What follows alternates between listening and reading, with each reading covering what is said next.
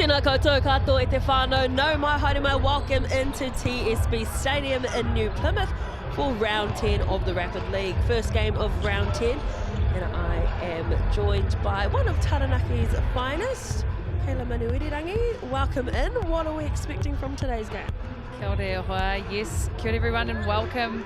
As you can see, TSB Stadium is filling up all the way in Ngā Motu. I think we can expect an exciting matchup here. We have the Whai 3-8 so far this season, and the Ears in good form 7-3. So they are led by their captain Quinton Bailey. And yeah, just having a look at the standings there, Taylor, what can you see? Well, I can see that the Tuatara are on top.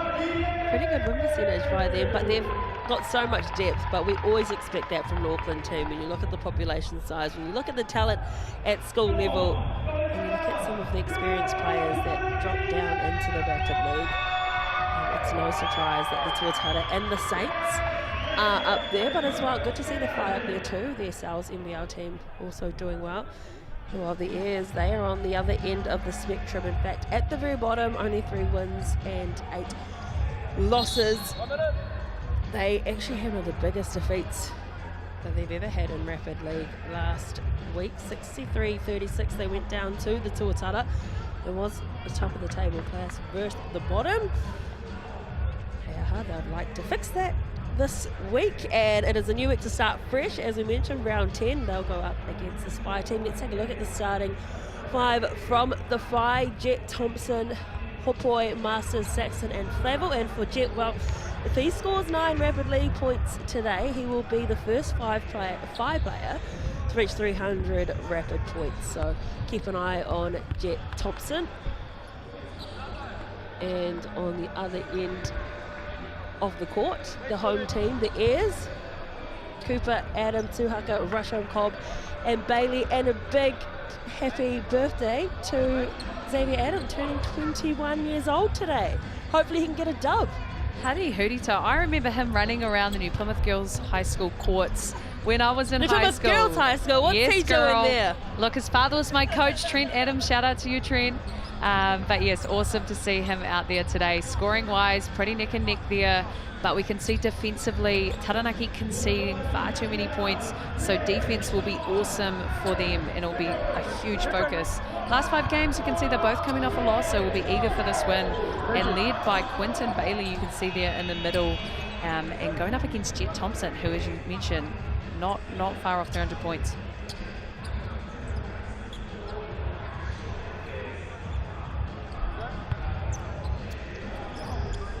Quinton Bailey, one of the most experienced players in the Rapid League. He gets first hand to it, but it will be first possession for the Toad on the Whai. Straight away, Mitch Fishel gets tangled up with Jet Thompson. There he is with the ball in hand. The space quickly shut in front of him. In that zone D, the Ears, and they took it to the cut, but Jet Thompson couldn't get that one to drop, so they'll look to go quickly downhill. Tuhaka. Ball, Bailey dishes it back. Looking for some options for the fake. Went to the corner. No one nominating themselves. He says, I'll put my hand up, and nails the shot to Xavier Adam. Cool to see in the offense. It went through about 6 or 7 sets of hands there. So great extra pass. Got the lucky birthday touch, does Xavier Adam. First points on the board. Just driving straight through the lane were the Whai, and they will go to the Chemist Warehouse stripe. Or was it on the floor? It's cool to see the local talent that's, staying in Taranaki. We have Adams there, and Quinton Bailey has been absolute local legend. He's come through the ranks, and he's quite a role model for a lot of young kids in that region. It opened up for Thompson. Bailey tried to get in there, but committed the foul. Jet's so good reading that defense. He saw the slight hedge there and then the pullback, so he just went straight to the rim, showing his expertise.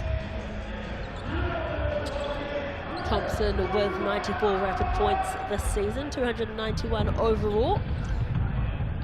And adds one more to that tally. Jet Thompson, he's only 23 years old, but he has been here for a long time. This is his 6th season in the Sal's NBL.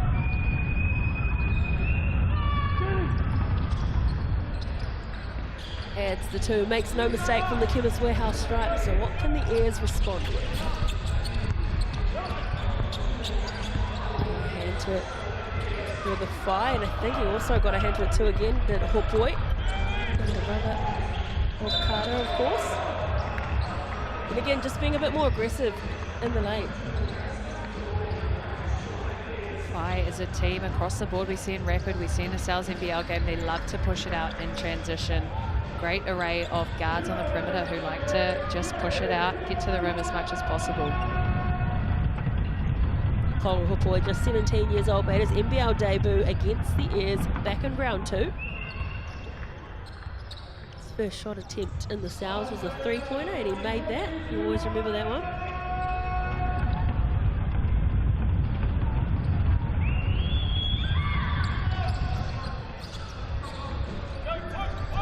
Score now 4-3, 100% from the free throw line for the Tauranga Whai. Courtesy of Thompson and Hopoi, letting it fire from the right-hand side of the court, and it doesn't drop, so they want to go quickly and push the pace. Thompson glides, gets a beautiful finger roll, and adds 2 more. That is 4 points for Thompson, closing in on that 300 mark in the Rapid.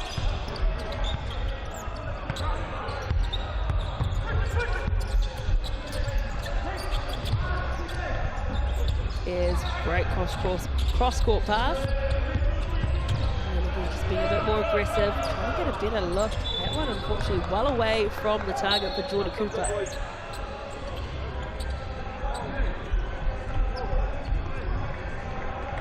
Airs seem to be struggling to get some real good looks on offense. You can see defensively Whai really making them catch it far outside the three-point line. That can really stop the trigger entry for offense. Thompson goes from right hand to left, dishes it off, wanting to go straight to the hoop. Great reverse finish there from the Whai. Might have been Kelly. Great defense from Bailey, but hey, better offense there. Miscommunication on offense, and it just hasn't been able to fire for Airs thus far. Yeah, Whai doing a really good job at making this Airs team, making any initiation of the offense hard. Speed up, speed up.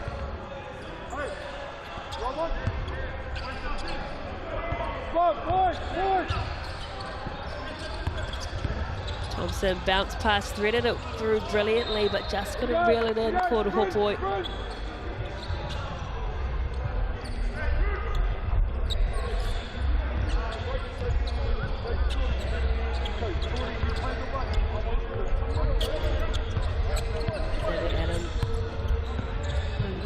Dishes it off again on the other pass to Jordy Cooper, another 18-year-old in this league. Didn't get the bounce off the rim that he wanted to, but looks like there's a foul committed. Love to see young players just taking their man one-on-one, having the courage to take someone downhill. That's a really good look for him, and he knew his team was struggling to find the basket, so awesome action there. Got some Crank That Soldier Boy happening in the background, Taylor. I'm sure you had a bit of a cunny to them back in your day. Surprisingly, I'm not that old. We're about the same age, so I'll join you in that one. But I will say, the Glen Eden Intermediate School social went hard. Jordy Cooper adds some more for Airs, should I say, but only 1 from 4 from the field. Just getting flashbacks to school disco days. On a court similar to this, no doubt. Yeah, no such thing as a dance floor. Your fluoro turquoise as well. Pretty low scoring first quarter here for both sides. Last minute. Thompson goes up, great defense twice by this Airs team. Masters runs out of time on the shot clock, and that's a good defensive set here and a good stop for the Airs, but can they put that pressure into points down the other end? Yeah, Taranaki are really solid defensively. They're making sure they're in the gaps every time. But for them, it's just getting their scoring going.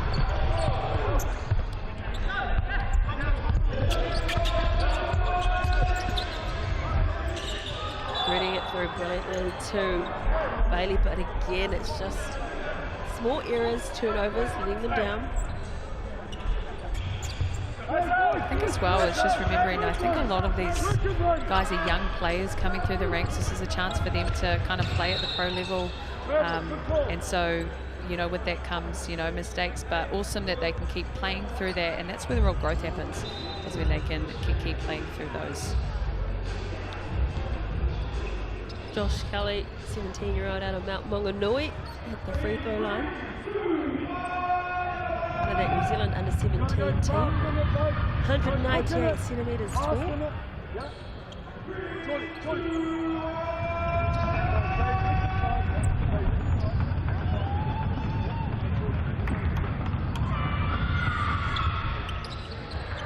They've been very accurate from the free throw line, have the Fire, and that's where the majority of their points have come from in this game. Not really getting much accuracy, but just being the more aggressive team in the paint. Again, this offense looking very disjointed for the Airs team, flying high for the rebound. Where the Fire, the Hail Mary shot's not going to go. And it is the Fire leading 10 points to 5 after 4 minutes of rapid lead. Your thoughts, Kaylin? I think the Fire doing a good job at applying pressure. That's something across the board that is a piece of their character as a team, as a wider unit, that they like to pressure up. So they just make it really hard for the Airs to get into any sort of offense. And then I guess for the Airs, defensively doing really well, offensively just struggling to really get into their flow.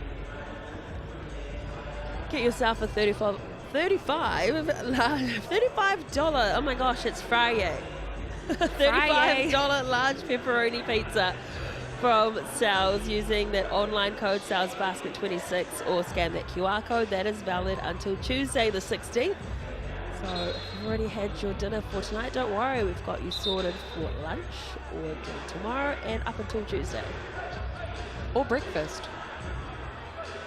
Yeah, I would say you could have the leftovers for breakfast, but there's no such thing in my house. We didn't grow up with leftovers, eh? It was gone. There was never day 2 of food. There was called older brothers, and that was that. And unless you had a big pot of boil up, then next day reheat a boil up is the jam. Are you a Doughboys? Yeah, 100%.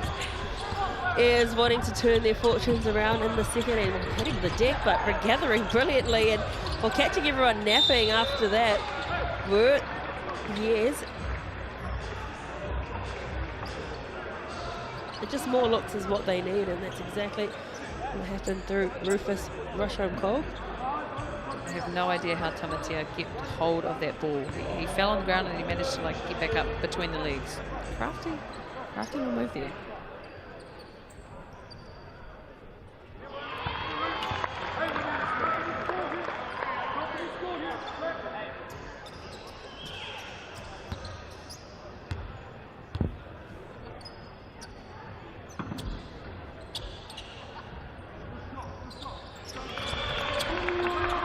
It's a very accurate shooting from the Chemist Warehouse free throw line in this game. The lead is cut down to 3.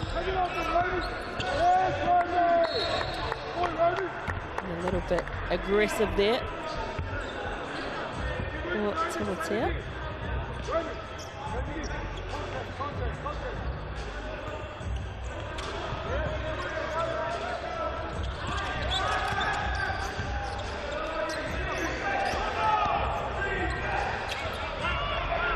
And a stop, much needed one by the Airs. They go down the court. And a nice piece off the glass. They've chopped that lead down to 1. The Fire yet to register any points in the second quarter. That's a great look for Taranaki, getting out in transition early. A great defensive set there too by the Airs and getting downhill quickly, but so does the defense of the Tauranga Whai. Plenty of blue jerseys down this end of the court. A great vision. it is. Looks like that will be a goaltend. Beautiful action there from the Airs. They saw Whai in that 2-3 zone, just broke it apart. Beautiful putback. Great action. The Airs retake the lead after getting the first shot up by way of Xavier Adam on his 21st birthday. Great response out of the quarter break from the Airs. Again, the Whai haven't managed to score. The Airs have put up 3 buckets. Thompson. Back to CJ Flavel. Tall frame there. Really aggressive. Underneath. That's Keanu Saxon. Great switching defense there from the Airs. Just on that last possession there. A bit of a reach in. But across the board, that was a good look.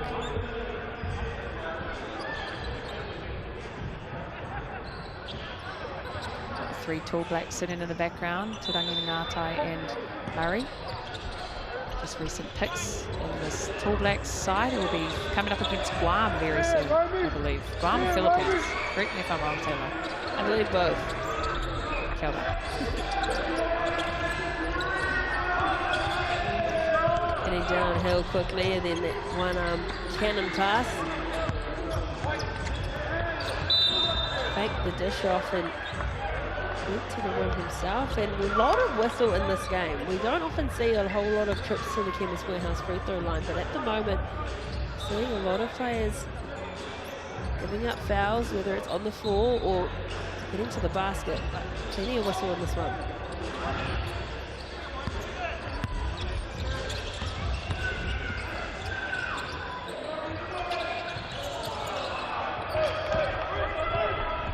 James on to the court as well here for the Airs.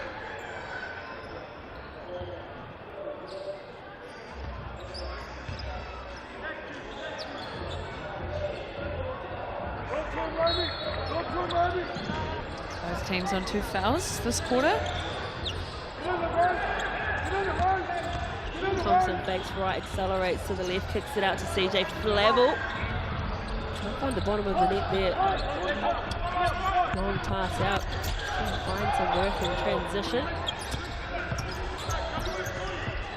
Thought about the deep 3, decided to accelerate. Blocked by Saxon. He's not happy with the call. Back to the Chemist Warehouse line again. We've seen lots of free throws this game so far, ladies and gentlemen.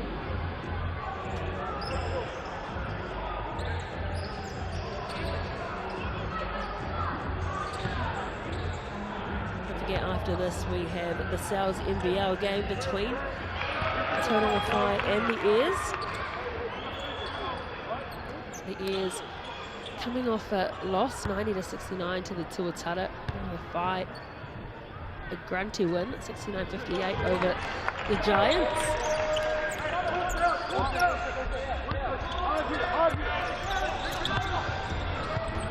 They're snagging the lead with that, just one, so they'll be looking to come into this half. Defense is everywhere, just getting a hand into the passing lane were the Airs masters. He is so clinical from beyond the perimeter.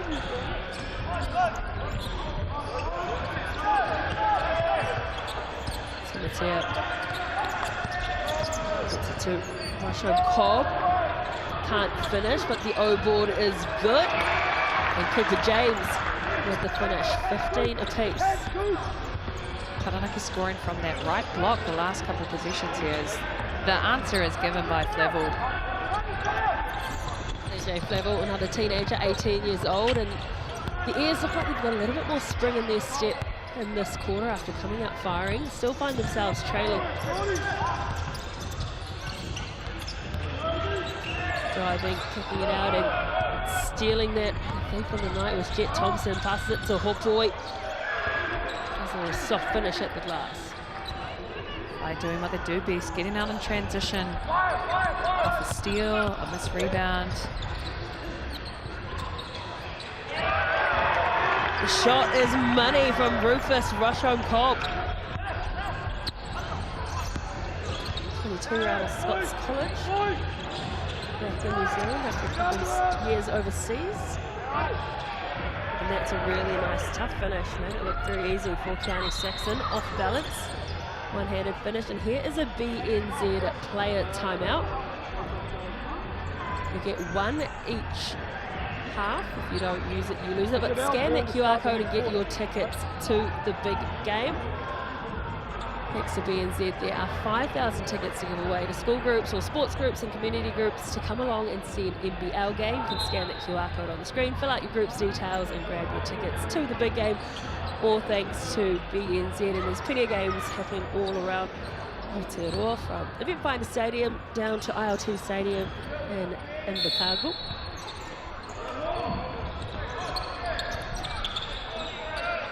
Pressure being applied to Cooper by Thompson. Has to let the deep three fly. Falls short at the rim. There'll be time for an inbound here, but 0.6 on the clock. It's great a shot attempt by the young guard. Good awareness, knowing how much time was left. As there is another timeout called by the looks of that with 0.6 left. Yeah, the BNZ player timeout allows you to advance. So smart move from the Whai to get a quick touch up in the air. We saw a few of those in the NBA finals. Spurs on next, Taylor. I don't care who wins, to be honest. I'm just glad it's not KC. Yeah. I'm just glad it's not the #1 flopping league. Yeah. Team of the league. That would have been problematic for the refs and society. I mean, the games have been great, though. They have been. Initial Spurs, but pick them looks now. It'll be just like Wemby to come back, though. It's a guy you don't want to make angry. Looking for the quick shot, gets it off. Flavo! Are they going to count it? Surely. Buzzer beater. How good from Flavo. I think they're having a chat about it.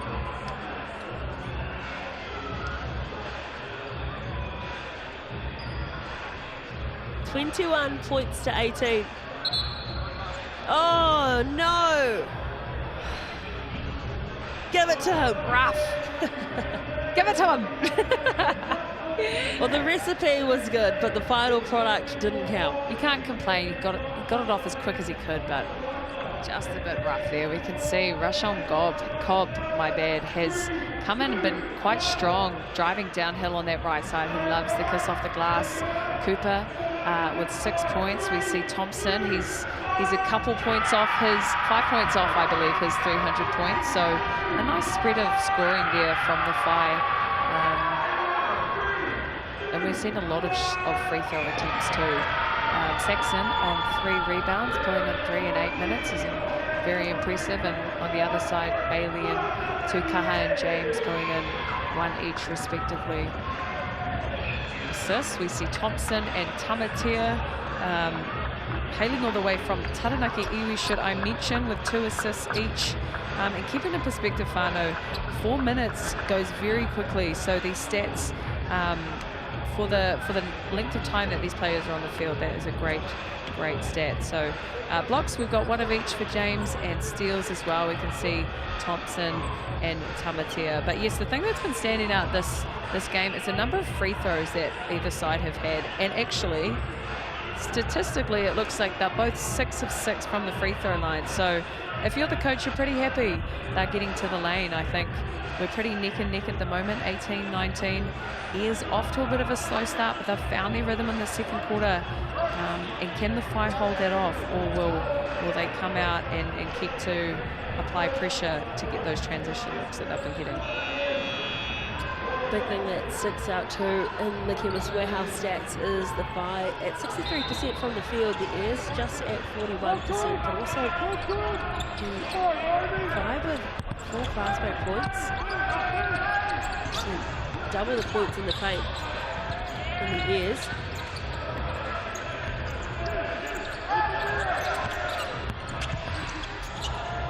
Get Thompson looking for triple, doesn't get it, but a good offensive rebound. And again, this is a stat that they are leading on rebounds. That's 9 rebounds compared to 3 for the Airs. Hawkboy rolls around and drops down. The triple is good from young Cole Hawkboy. moving the ball is crucial. Any zone you can get passing beats any dribble penetration. So extra passes for the Whai has done really well.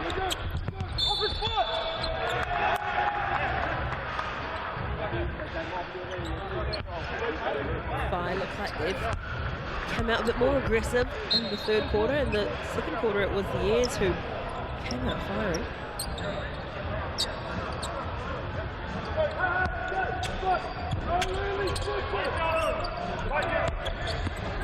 Michael Wade gets it to Thompson, great passing, and he had a bit of an extra step there, called for the travel. Just want to mention too the impact that a good closeout has on players catching the ball. It just applies that little bit extra pressure on the catch.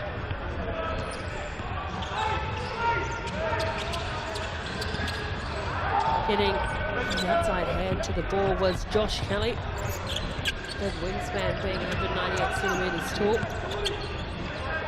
Wade to Hawkeye. Floats the pass over the top, and when he's put in a spin move, almost going out of bounds, was Kelly. And again, another travel, this time against CJ Flavel. The Whai, the offense looks really good when they get that middle ball screen and then they can kick it out to either the wing or the baseline. That's where the gap is in that 2-3 zone.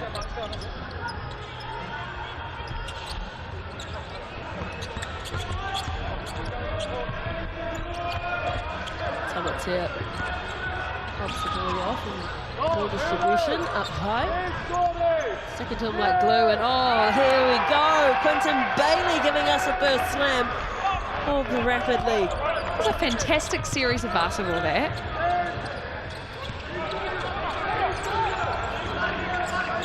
Better ball movement as well from the Airs. We saw in the halftime stats that the scoring was more evenly spread when it came to the fight.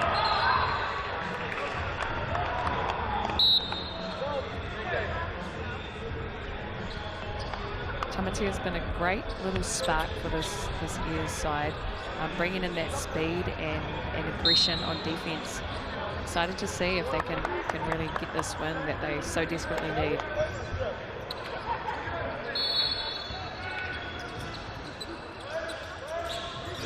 Passes inbounds to Thompson. Thompson wants to drive himself, loses the ball. Might have been a hand in there from the Airs. They get downhill quick. Three-point shot is fired and it delivers. It hits the target and the Airs refusing to go away. Birthday boy. It's 2 triples for Xavier Adams. Whai try to respond with one of their own. Missed the offensive ball, turn it forward into the hands of Tuhaka. Cooper. Thought about it, went straight to the cup, and good defense there by the Whai. Masters, we know how good he is outside the perimeter, stepping up to the plate. And the Whai have got the rebound. Ball might have gone against Masters there, collecting the O-board. Yeah, getting a shove in the back was Jordy Cooper, so he'll cough up possession back to the Airs.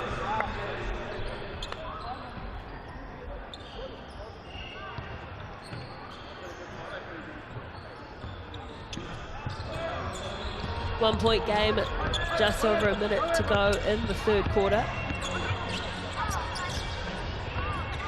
Taranaki Airs haven't had a lot of success in the Rapid League. I mentioned before they played 11 games, 1-3, 8 losses. And a heavy loss last week to the Tuatara, so they'll be wanting to rectify that at home on a Friday evening.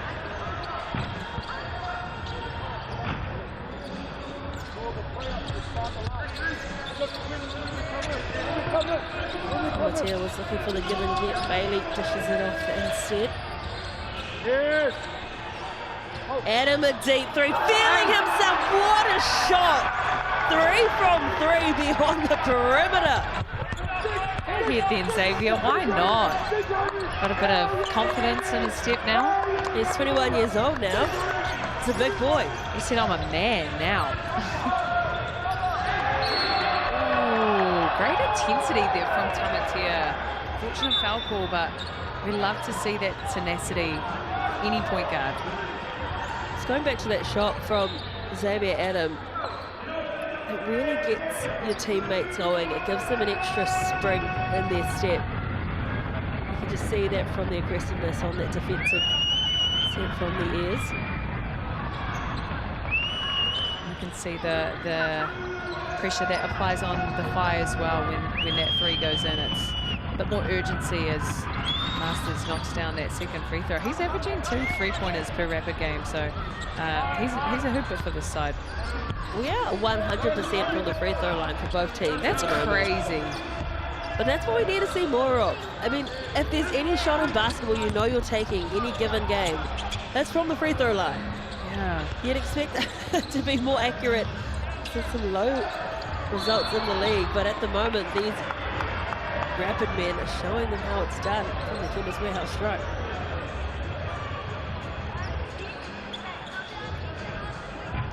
All locked up, 26 points apiece. 8.8 seconds to go.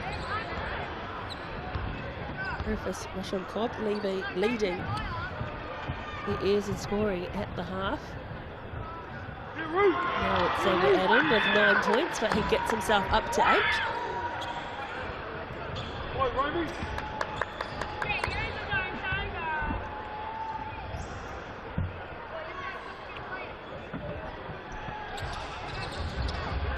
Oh, I jinxed it. First miss. That will be 14 fouls on this Whai side. They're very frustrated with that call, but that's an awesome read.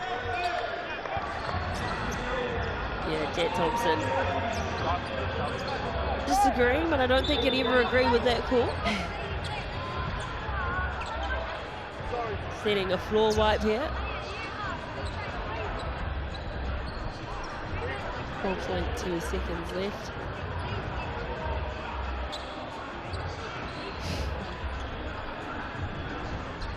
I feel like there's always at least 1 or 2 players in a team who are your designated charge takers, and they take pride in it. It's usually not more than 2 per team, so it's really cool to see whenever they get those opportunities.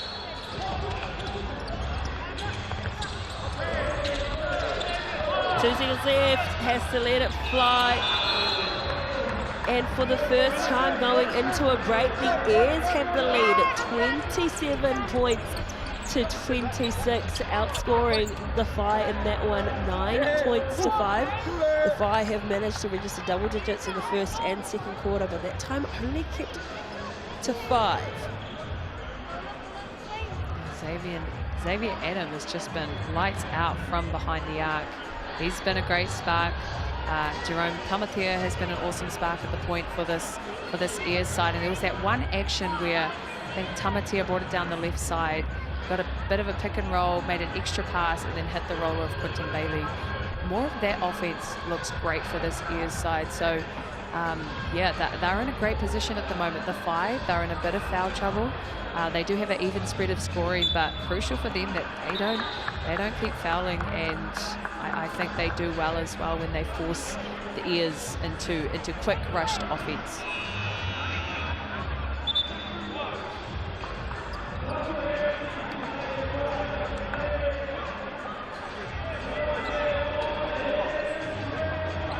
Taranaki Airs sit bottom of the table when it comes to the Rapid League. The Whai sitting in third. This will be a big moment if the Airs can recover from that loss that they had against the Tuatara 63-36 last week and come up with a big home win to spark things up for their Souths team as well, which we'll see a few of these players feature.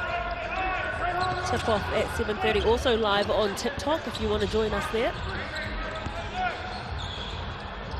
Good aggressiveness showing there from Tuhaka, but it went everywhere but down the net. Thompson sitting on 4 points, 5 points away from reaching 300 Rapid League points.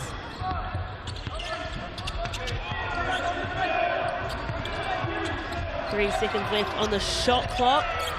Bounces off the lip of the ring. Good hustle from CJ Flavel. Thompson will have another bite at the apple.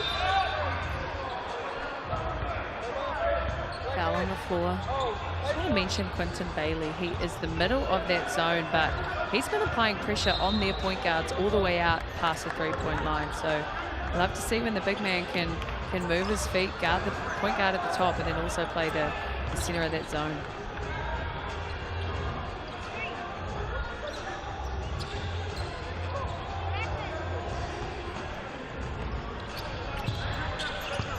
Throwback playing in the background, by the way. Hit him up style, like, whoa, this is Taranaki, eh? Absolute bangers. Good finish there from the fight. Just overtaking the ears once more. Quite a few lead changes in this game. Bailey kicks it out. Decided to opt against the triple from the right-hand corner. And getting a better look from the front. Didn't fall, so Whai back in possession.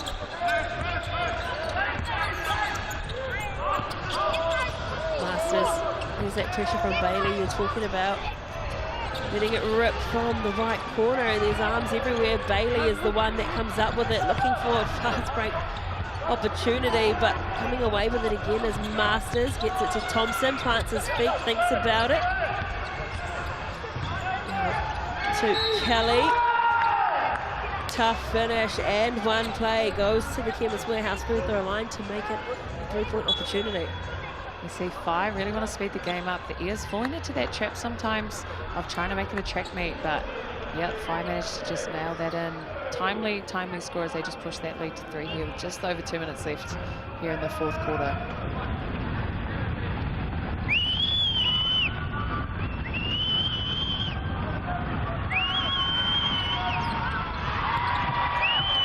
Misses it, but they get the offensive rebound. Crucial miss for the ears.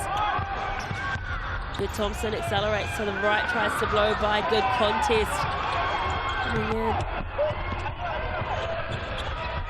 Going quickly with the floater, and it's well away to the left-hand side, and it's looking all a bit rushed for the ears, but we've got time to slow it down here. Great from Tamatea, losing the handle, but then getting it right back for his team. Goes back to go forward and finally gets it to drop. That's a nice tough finish. Tough kiss off the glass. Going in it now. Flavel spins around, looks for Thompson. Right hand corner. Get another O board, and they've really dominated the rebounds in this game. They have this Tauranga Whai team. Only sitting at 16 rebounds to the ears 7. Again, nothing really happening in this offensive period. Forced to do it all himself is Jordy Cooper. Leaves it on the rim. Beautiful freeze dribble there from Cooper, just unable to convert, but we love the look.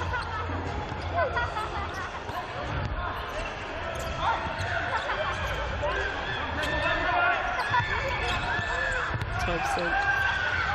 Good footwork to accelerate to the cup, is asking for a foul, but won't get it. They will inbound the ball. Less than a minute to play. We're at 44 seconds. It's a 1-point game. Anyone's game. Ears bottom of the table, looking for a win to boost their season.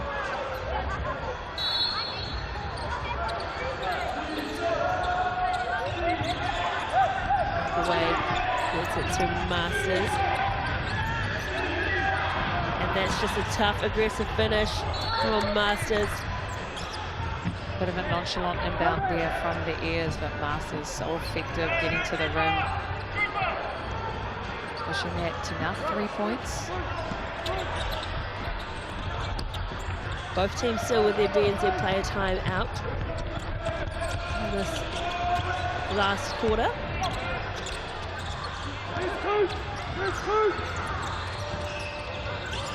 11 seconds left on the shot clock. Good pressure being applied by the Whai on defense. Masters up high on Cooper. Cooper for the deep 3. Securing the rebound there was Saxon. Time on their side now and looking for a foul, and he's called the BNZ player timeout with 7.2 left. I will be looking to advance this. Time is on their side, so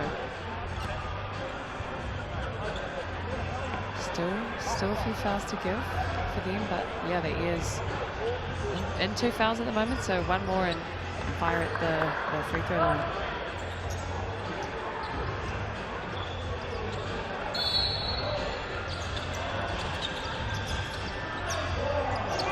Great steal from the Airs. They need a score and quickly.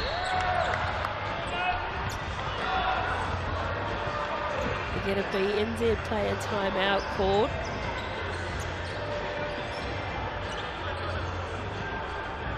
So when it comes in handy that the Whai are not in foul trouble, but a couple more that they can give.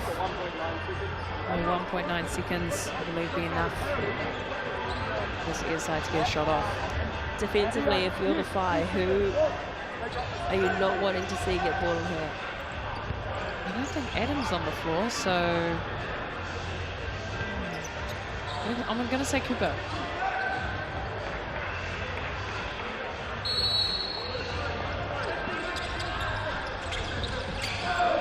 It's now or never for the Airs. It did go to Cooper, but I'm sorry, it didn't go to Cooper. It went to Cooper James. That was the Cooper you were talking about, right? Yeah, Geordie Cooper. Yeah, there's 2 Coopers. You were almost there. It is the Whai 32-29 that get the win here, gutting for the Airs because it was so in their reach throughout the entire game. There are your leading scorers, Adam, Kelly, Rasho Cobb, and Masters and Hopeway both with 7 each, but Xavier Adam playing well on his birthday. 3 3-point shots went in. Yeah, Adam is a great shooter. We know he can hit it from downtown, and he made a really good run for his team there in the second quarter. It just wasn't enough to edge past. The Whai doing really well on the rebound count. You can just see the significant difference in numbers there. Saxton, Flavel, Kelly, Thompson all grabbing a total of about 13 rebounds there. Assist-wise, Tamatea stepping up. Actually, National Beach Flag champion for under 17 New Zealand. So he's a multi-sporter as well, playing mixed touch. So awesome to see a lot of young talent coming through here in this rapid game as well. James and Saxton grabbing a block each. And Rashel Cobb, he was really great offensively and as well defensively, pulled 3 steals in. That's all she wrote here for the Rapid League game in round 10. We kick off round 10 of the Sal's NBL at 7:30. Join us back here in 18 minutes, and we will see you live on TikTok as well if you want to join us there, because there are some other sports happening like rugby. Go the Chiefs, and we will see you shortly.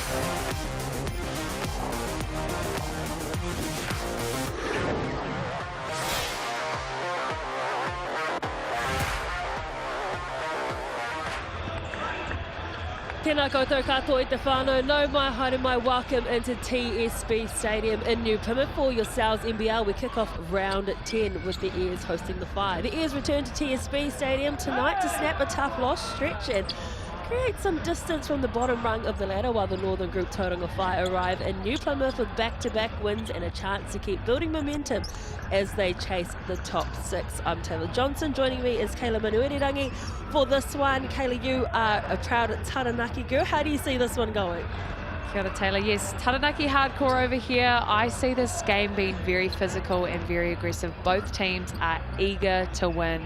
Whai coming off 2 strong wins. They're getting into some really good form with the addition of Ngātai, and they've got Te Rangi and Bazan and Murray and all their moving pieces. And the Ears coming off a 7-game losing streak. They are going to be hunting down this win. You know, they've got some key pieces, but can they string together 40 minutes of play? We saw in the Tuatara matchup last game that they had glimpses of excellence. So for them, can they string together 40 minutes?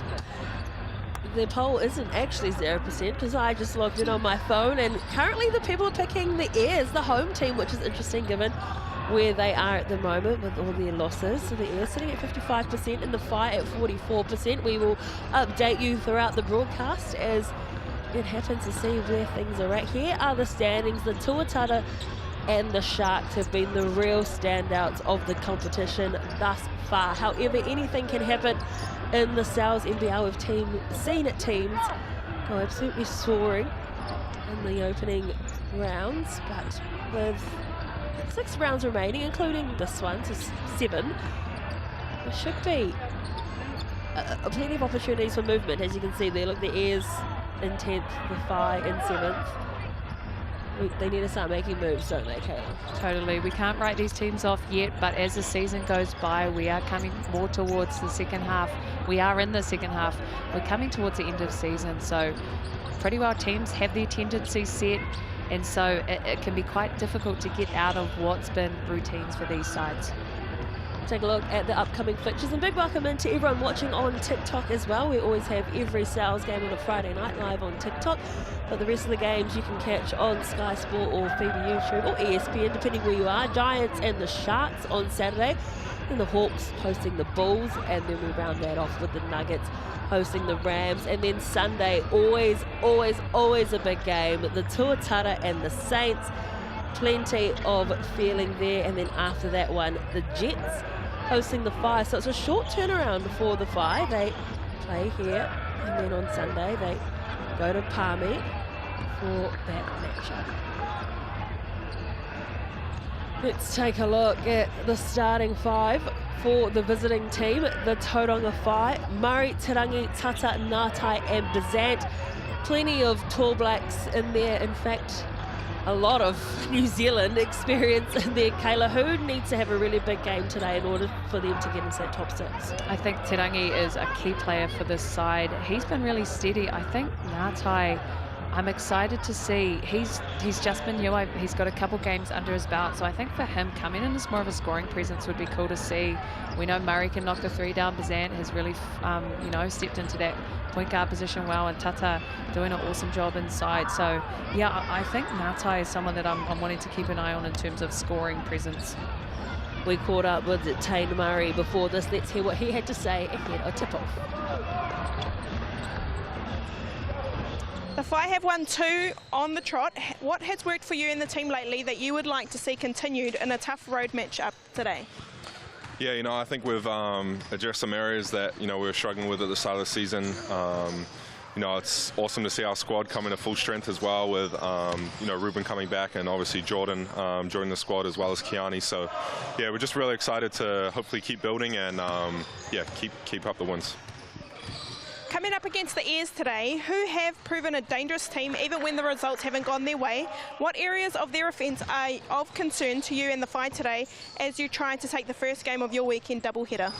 You know, they have talent across the board. Obviously, offensively, they've got a lot of superpower with their imports, but also, you know, some of their local guys. You know, really just want to contain them one-on-one and, you know, hopefully execute our game plan that we have and, you know, be really solid defensively.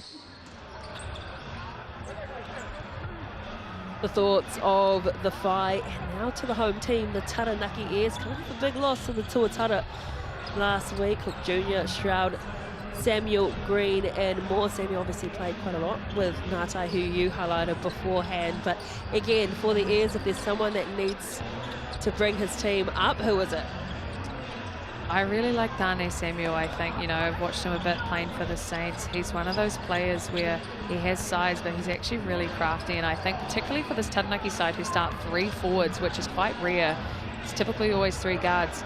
I think he is quite pivotal, you know, because he plays kind of that swing position. So I think someone like him is someone that can sway the game and make a huge impact. We spoke to Xavier Green, one of the imports ahead of this. Let's hear the thoughts inside the Airs camp. The Airs are looking to end a slide, but showed great signs in the first half last time. What did you and your teammates take from that performance that you can bring into today's contest?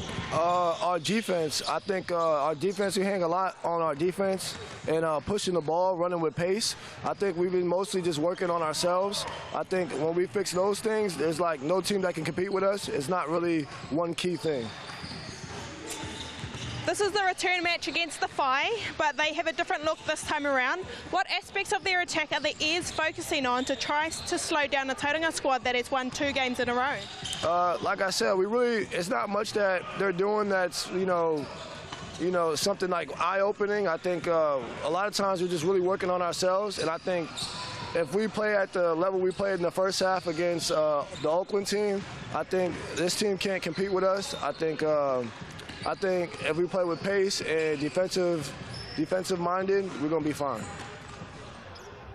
Great insight into what the Airs are thinking ahead of this game. 7-game losing streak for them. They'll be wanting to break this at home. Here are the Chemist Warehouse head-to-head stats. Talk us through these, Kayla. Scoring, we can see 85 to the Whai, 81 to Airs, so not too much in it, and particularly even more on defense. Pretty close. Airs still conceding more defensively, so I think for them starting with 3 posts, playing more of the bigger inside presence, it will be key for them to really try and pull in those rebounds and not give the Whai second chance opportunities. We can see in the last few games, Whai in good form, coming off the last 2 wins, and Taranaki have lost their last 7. So that can be a dangerous place, particularly as Green mentioned, he knows how his team can play. They had that half against Tuatara last game. The score didn't indicate it, but they can play some good basketball. Previously, a lot of people were tipping the Airs. It swung slightly towards the Whai. Imagine with the amount of talent they've got in their team, the Whai, a lot of homegrown talent, a lot of people backing them. Remember the last time these two met was back in round 2. Their rosters did look slightly different. And it was the home game for the Whai. The Whai got the win, 87 points to 65. As the match officials, Callum Welch, Brad Clive and Kobe Lucas. Great to see some Chiefs jerseys in the crowd. They're currently demolishing the Crusaders. Long may that continue.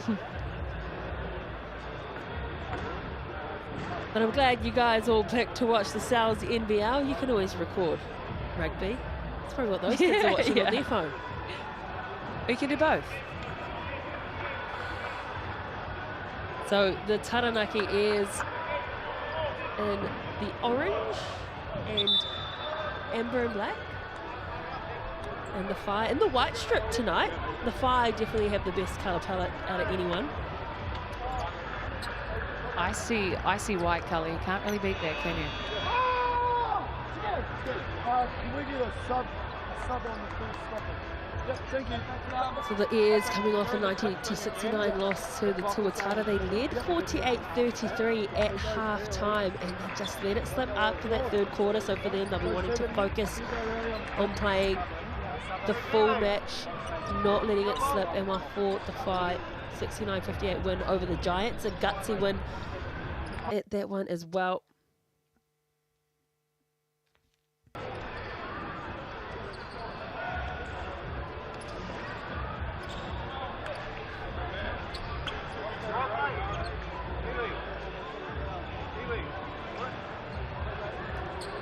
The tall frame of Tata, 208 centimetres tall. Going up against James Moores at 206. Not much between the two of them. Great moment for him too. Yeah, not much between them except for a young child.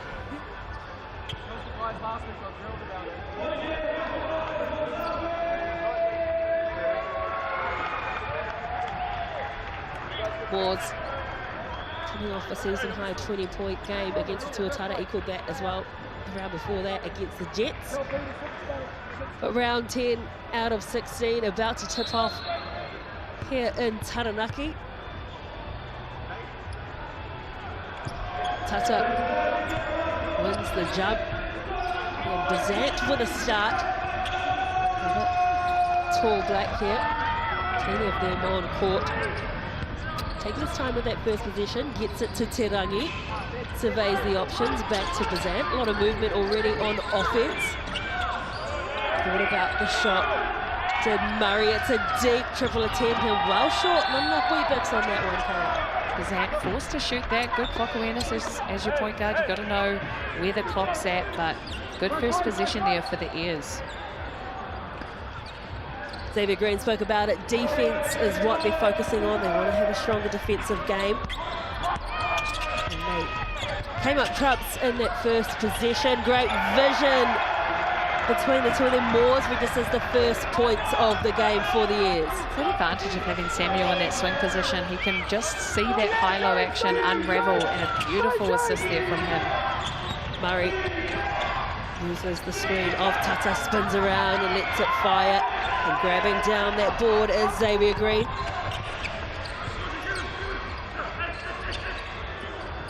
Samuel. You mentioned a big body, but knows how to ball.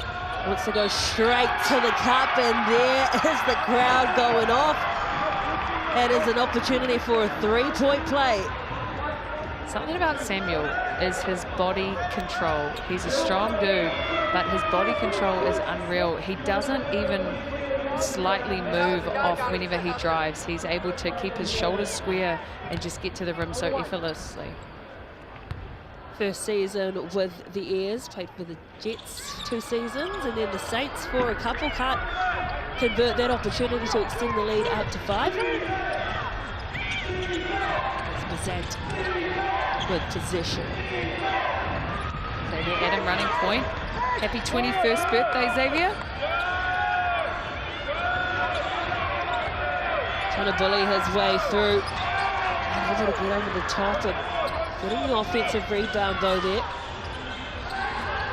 Tassa with another opportunity, kicks it back out to Tarangi. Tarangi wants to go himself, gets an unkind kiss off the glass. Cook Jr. Give and get from Samuel.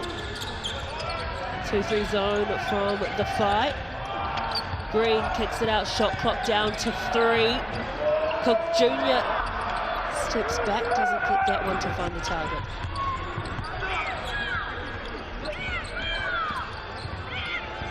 Bazant, well, it opened up for him, didn't it? There's a bit of miscommunication on defense. He was looking to get that pass away, and all of a sudden, there's an open lane in front of him. He took it, couldn't finish. But we'll go to the Chemist Warehouse free throw line. Michael Jackson would say Bazant is a smooth criminal. I was going to say smooth operator, but I'm going to say smooth criminal.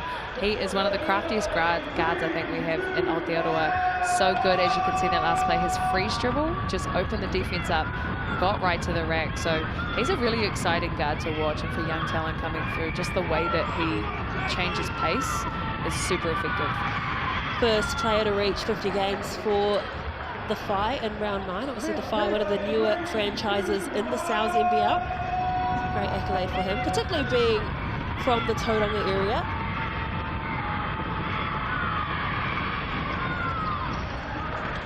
Makes no mistake, Sue. So the first few points of the game for the Phi coming by way of free throws to Jaden Bazant.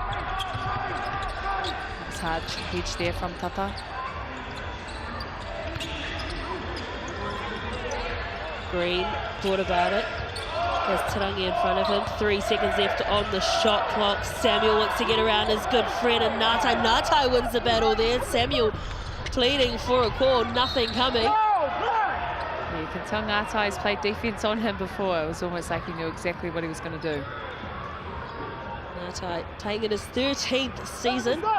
Murray is the one that was aggressive to the cup and got himself some shots at the free throw line.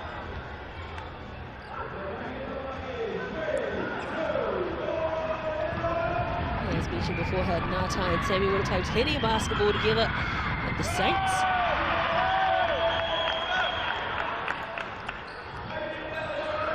Murray misses the first. He's had a heavy workload this season. He averages the most minutes played out of anyone with 35.16. This is about that time of the season too where the bodies start to get a little bit sore and recovery becomes that much more important. And fitness, of course. There was the junior, great pass, bullet pass from Samuel to Moores, but just unfolding at the end. And again, Samuel showing his full array of skills. Yeah, he's got great point guard vision. Moores just needed to keep the ball above his shoulders on that last one. This is a very low scoring game of basketball. We have 4-3, over 3 minutes gone in this first quarter.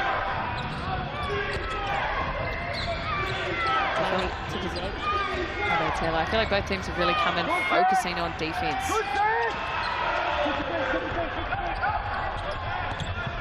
Moores had to wait for that one and glides to the basket. There goes another whistle. And again, we've had quite a lot of whistle as well in the opening stages of the game.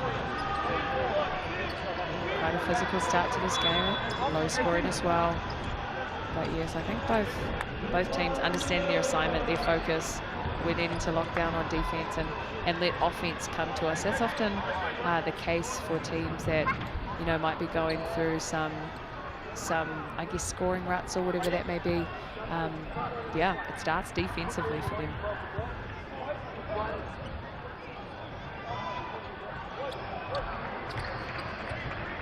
Moores averaging at 10.8 rebounds per game, second behind the one and only Jace Carter for the Bulls, and 15.8 points per game as well.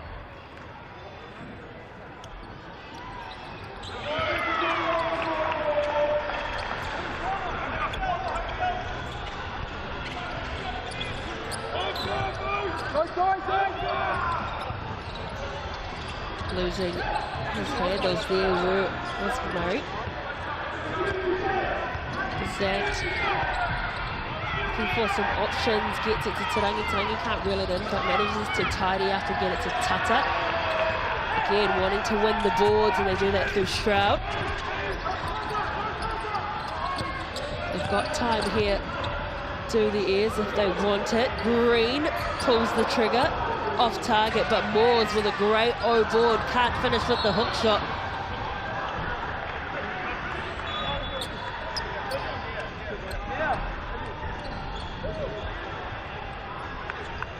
Jed Thompson checking in for Jada Bazan.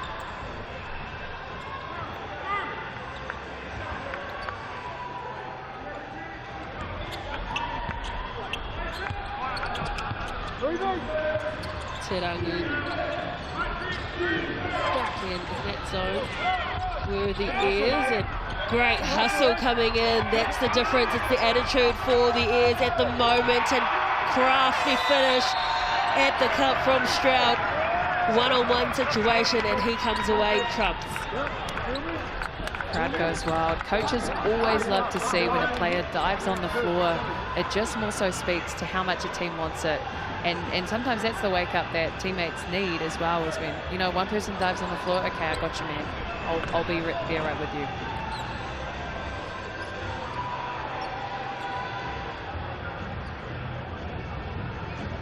Motivation and music playing here for the Ears, living on a prayer, praying that they can improve the way their season has been going thus far.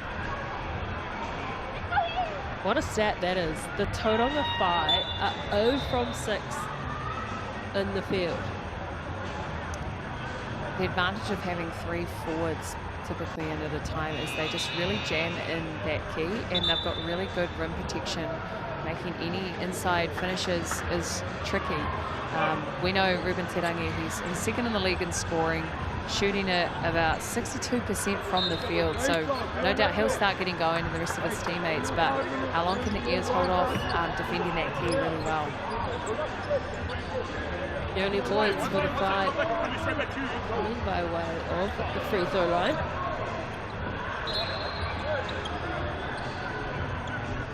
Again, very low scoring game. We are 7-3, almost half a quarter of basketball has gone by. As Kayla said, both teams mentioned in their pre-game interviews they were focusing on defense, but perhaps some of the training should have gone on offense this week. It's resembling that of a football game, Taylor. Tarangi can't find some success. Good hustle coming in from his teammate on Saxon.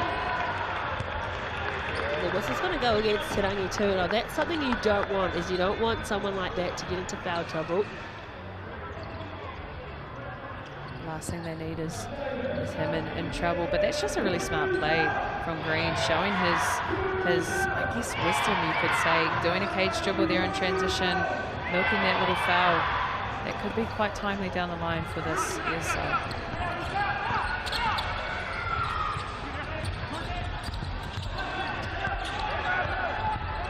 Ears can thwart something on the perimeter. The birthday boy, Xavier Adam, can't find the bottom of the net. He got 3 from 3 beyond the arc in the Rapid League game. Turned 21 today, did Xavier Adam.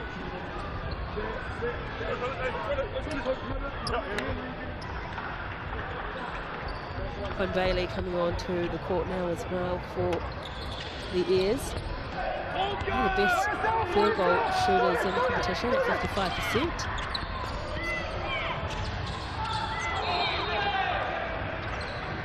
Just getting a hand to it there was Stroud, so we'll be an inbound for the fight.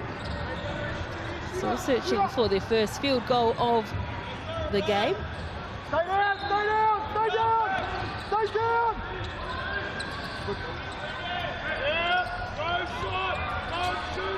Tata loses the handles, and again that shot will go begging for the 5 Ears. Getting a whistle, and they've been very good at doing that this evening, is just finding the whistle. I will have 4 fouls against him now. A few bodies on the floor early in this game, but yes, as you mentioned, Taylor, 4 fouls already here in this first quarter. Stroud, 24 years old, from Georgia in the USA. Came to this league from the Finnish league, averaging 20.8 points per game and 7 rebounds over there.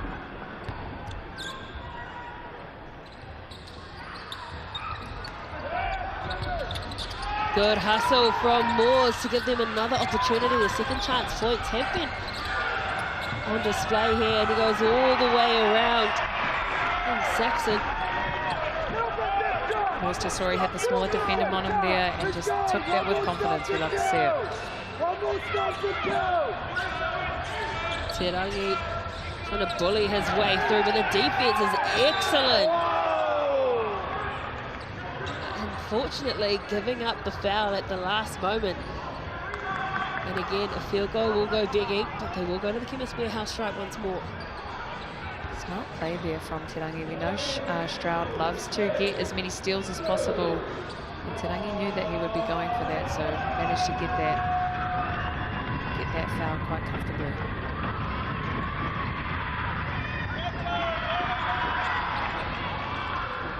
That Kuru Tautaku just misses. Koira Tukupi Māori more free throw.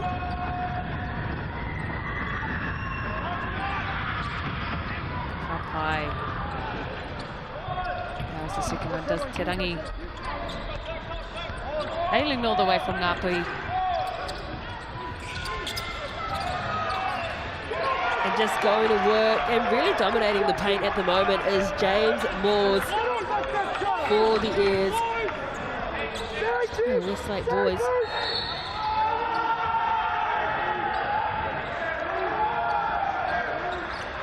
hearing and one being called. But we'll just wait to see what that verdict will be. But beautiful take nonetheless from Tarangi. That's got to be on the floor. Nope.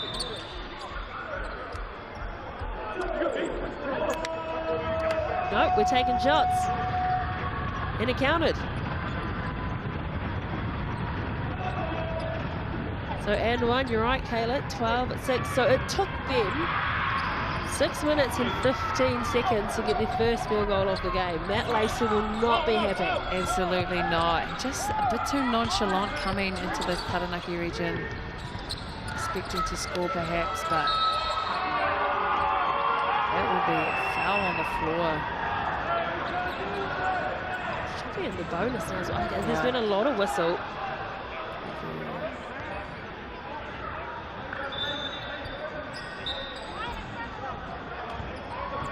There will be 5 team fouls for the Whai.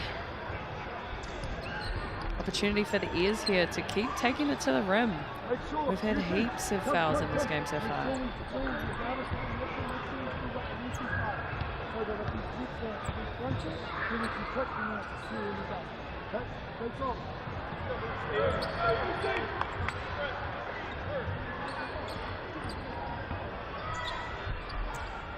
Moores has been playing in the Austrian League, also played in Belgium, Holland, and Australia. 92 NCAA Div 1 games for Colorado as well. James Moores.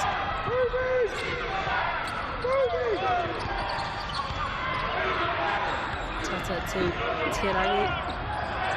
Tarangi loses that one, gets a helping hand to it from an Ears player. I just feel like both teams are really struggling on offense. Yes, the Ears are in the lead, but it's not looking cool, calm and collected like we used to see. I think that's also the byproduct of getting so far into the season with scouters now. The tendencies of teams is very clear, and I think they're really just not giving the other team any shot they want. Bazant with a wide open look and nails the triple. Whai starting to heat up. We're only down by 3 points. The Whai, thanks to Kenneth Warehouse free throw line. Moores can't do it, but gets the putback. Following through Moores. He's having himself a game at the moment. Up to 10 points now. He's having a bit of deja vu from that Knicks Spurs game, Taylor.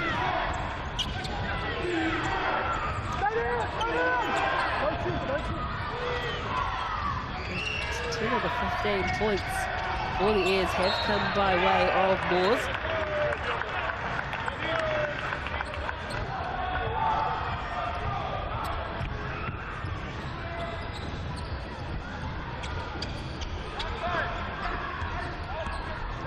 Cook Jr., the man from St. Louis, bringing the ball downhill. To Green. Accelerates it again. Moores this time doesn't quite get the accuracy on the angle off the glass. Here the core shooter coming with Ngatai there. We know just how accurate he is. A great shooter bullying his way through Moores, but kicks it out to Bazant. 5 seconds left on the shot clock. And it's a charging foul. And some great defensive possessions here from the Ears. They're just really clogging that lane. The pick and roll action for the slip roll man is just not there. And then trying to wait room, the likes of Samuel inside, not there either. So, yeah, Ears stringing together looks really good. Good first quarter. It has been a very defensive focused game. Junior to Samuel. On the fly there is Jordy Cooper onto the court, the 18-year-old rookie. Cook Jr. Rebound falls into the hands of Hopoi. And subs on to the court for the Whai, looking to ignite something special. Ngatai, the certified shooter, and he knocks it down straight away. First attempt from beyond the perimeter for Ngatai. Great to see Ngatai squaring up at the three-point line. It's a foul on the ears there.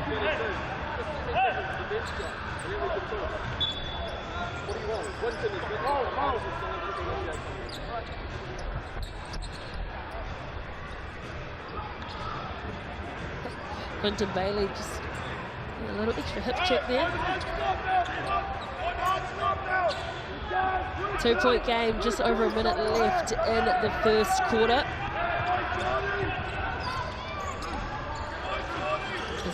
To Tata. And again, it just goes back the other way. Tata just trying to bully his way through Cook Jr. right in front of the match officials. Those are coach killers too.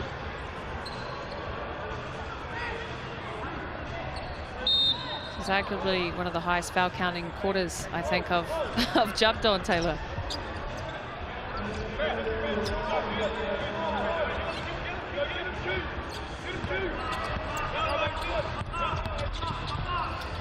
Junior just testing out the defense, accelerating into the Cooper lets the 3-ball fly, drops into the hands of Bazant. Here's a fast break opportunity, but losing the handles. Regathering is Tarangi. Not staying in his cylinder was Cook Jr., so they'll go again to the Chemist Warehouse free throw line. Yet another personal foul, and they have been given out of plenty in this game.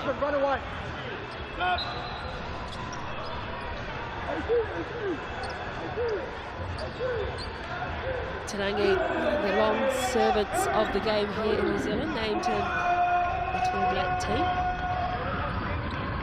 With upcoming games you can catch on Sky Sport next month. World Cup qualifiers.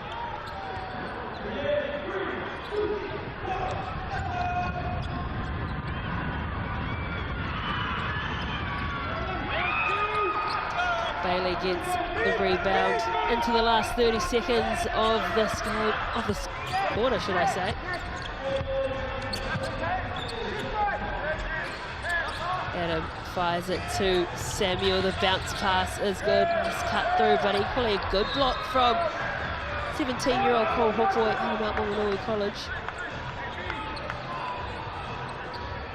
Good work there from Adam, the young 21-year-old directing his team, making sure they get into an offense. See if they can squeeze something in this last 5 seconds. 3 seconds left on the shot clock. Steps back. Ooh. Nails it. Okay, there's Samuel. Talk nice, Tom. Great shot from Samuel. Wanting to return the favour was Tarangi. And after the first quarter, it is the Airs with the lead, 18 points to 14. A 4-point game here from TSB Stadium. We'll be right back after this.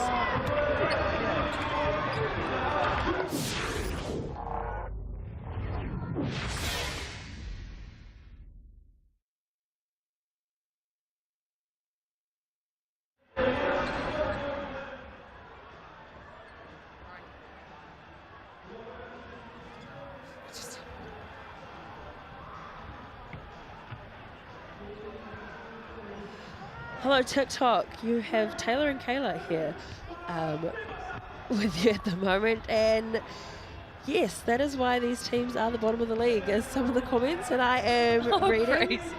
Read them out, Taylor. Or maybe don't. Show us rugby, please. What, do we want tackles?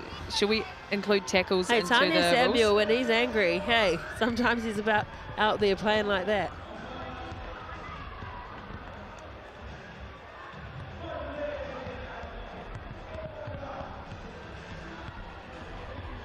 What kind of level is this? This is the National Domestic League in New Zealand. And the Chiefs are winning by quite a lot. Thank God for that. Up the Chiefs. I like for content. Anyway, put some questions in the chat for Kayla to answer after this. We've 8 seconds back till we're on air, but we will talk to you very soon. We'll answer the other questions.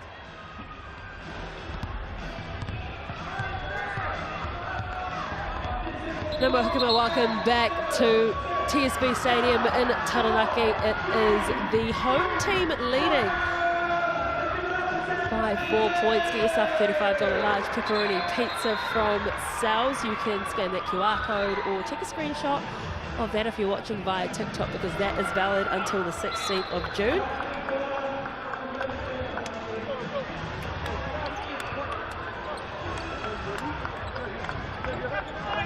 And Kayla, what do you think was discussed in the Tauranga Whai camp? I think defensively they've been solid, but I think offensively getting more looks. They've scored quite well through te rangi and some kickouts to the three. So I think getting a bit more inside out action. They're really struggling to score inside. So I think that'll be key for this Whai side. Taranaki is, what do you think they were cooking up? Through John White. Yeah, both teams well defensively, but an offense play, I'm sure that was exactly what they drew up. I saw Coach Green giving his other bro a bit of a dap there, saying, good, they followed the X's and O's. Natai, this is the game back since returning from Japan. Te rangi to the cup, gets the kiss off the glass that he wanted. Better scoring. It took the fight 6 minutes and 15 seconds to get their first field goal of the game. They had a very low scoring game last week as well against the Giants. They came away with the win. There's were dealt to by the Tuatara after a sluggish second half. Moores though is anything but sluggish. He shot that all the way over the mountain. That got a bit of ice on it, that one. But how do you defend that fadeaway from Moores? Such a good look, and you can already feel that intensity on the offensive end switch after that first quarter timeout. Murray doesn't get the roll. And downhill quickly are the Airs, but there's plenty of white jerseys there in the form of Tauranga Whai. And Samuel back-to-back triples for the big man. Don't sleep on him. He is an absolute hooper. I love how nonchalant he is. People underestimate how crafty he really is. He's been around for a while, over 100 NBL games for Samuel. But we haven't really seen him get physical. I love seeing him go to work in the paint. Totally, I absolutely think he could weight room anyone and just go to work, but he actually loves to face up from the top and look for those finds inside. I do think he prefers to face the basket as opposed to back to the basket type player. So if you're joining us on FIBA YouTube or TikTok, this is the New Zealand Domestic League, the Sal's NBL. Taranaki, the Central North Island, and the Tauranga Whai. Also, Central North-ish. And missing that O board, and the putback was crucial there from Tata. He's the tallest man out on court, but we've yet to see him really get some physical dominance out there. And Moores loses that one.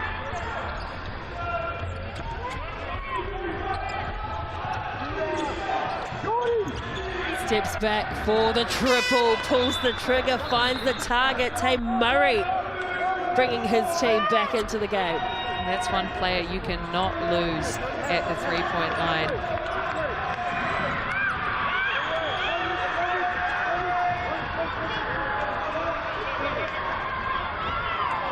Whai slowly getting into their flow on offense. But it's just been difficult for them trying to get to the basket. The Airs have been building on that good first quarter defensively.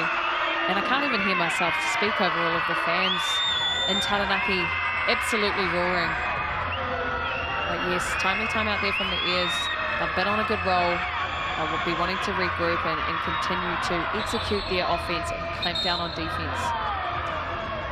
Another stat that really stands out is the fact that the Airs have 16 points in the paint to the 6 of the fight. Just being a bit more aggressive.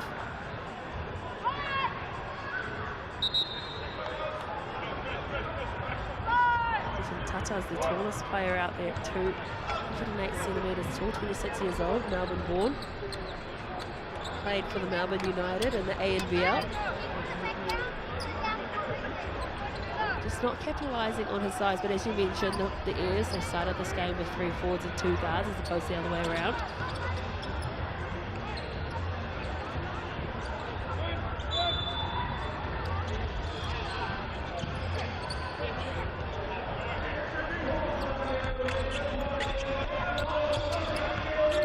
Cook Jr. fires the shot, the pass across to Green. He's waiting on that left corner. Samuel has his good friend Taranaki on him. Here comes that bully ball that I was talking about. Shot clock is running down. Didn't get the roll that he would have liked, so it's still a 4-point game and probably not in a great offensive set for the Airs there. Yeah, the defense was really packing in the key there. They looked good when they moved it to the other side of the floor, but trying to attack too much of the key isn't working for them. Murray faked, then went again with a better look around the right-hand side. Up to 8 points now is Murray. Leading scorer for them is Taranaki.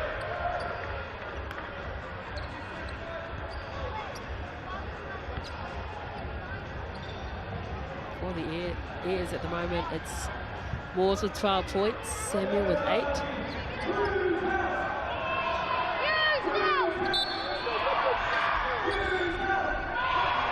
Airs shooting 53% from the field at the moment compared to Phi's 23, so they'll be making sure that they're trying to get more quality looks that they typically get in their offensive sets. I mean, 23% for any team, no matter what grade you're in, is pretty terrible. Matt Lacey will be disappointed with that one. And the Fire are a much better team. A lot of people are watching this for the first time and will be questioning the level of basketball, but this is very uncharacteristic for this Phi team. They've got the likes of Ngata and Tarangi, who are some of the best shooters we have in New Zealand, but just not really getting the looks they would have wanted.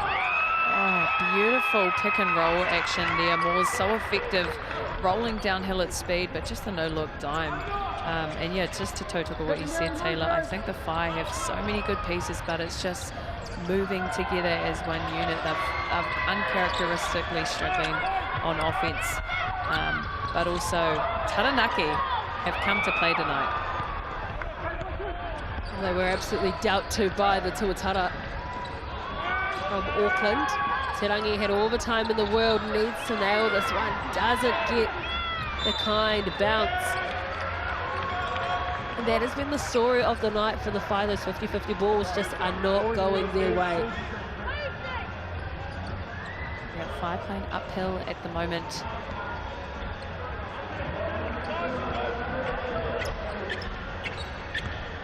The Phi in this competition actually last in assists per game as well, and you can see that because they're not getting good ball movement down their offensive end of the court. It's rather stagnant. And again, just a rebound, no one boxing out, no one looking to attack it, and so the Airs get a refund on possession. Samuel was calling for the ball, blocking Murray down low. Not to beat. Tarangi brings it down, and there's that miscommunication, just offensively struggling big time. You can see Murray and Tarangi having a chat here. We'll want to sort that out before we play those games against Guam and the Philippines in the World Cup qualifiers next month. Yeah, I think it's just perhaps a bit nonchalant coming to Taranaki. You know, they're currently placed 10th, but they have some really good players on their team. They play physical. They love to use their size inside, and I think potentially underestimated their defensive presence. Well, Ngata and Tata just taking each other out there, and again the comms, even on defense, not really there, calling who's got the rebound and who doesn't. Masters to Thompson. Tarangi back with possession, wants to accelerate.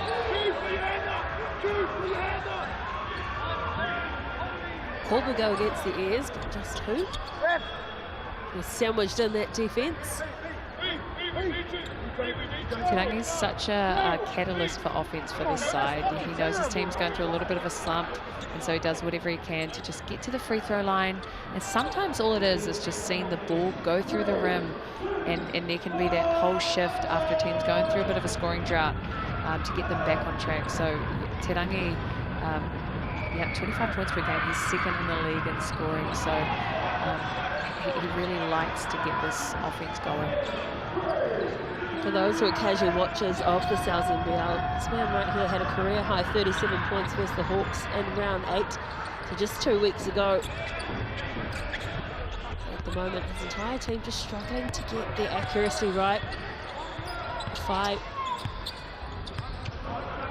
really being able to contain the ears, but here is a little steal. And that just signifies everything that is happening for the Whai right now. They need a fast break opportunity. They have 3-on-2, and they cough up possession. A bit of frustration there. Ngātai did a beautiful job defensively climbing over that high stagger screen, but execution is super pivotal for this Whai side. And yeah, just struggling on the offensive end. I know we're talking a lot about the Whai, but you got to talk about the Airs too, because the Whai have given up plenty of possession and turnovers and whatnot. And the Airs are only leading by 3. They should be putting them to the sword right now. Totally. I think a difficulty for the Airs is they're struggling from behind the 3-point line. You can notice when the Whai are packing in on defense. They might have had a tech from the bench there.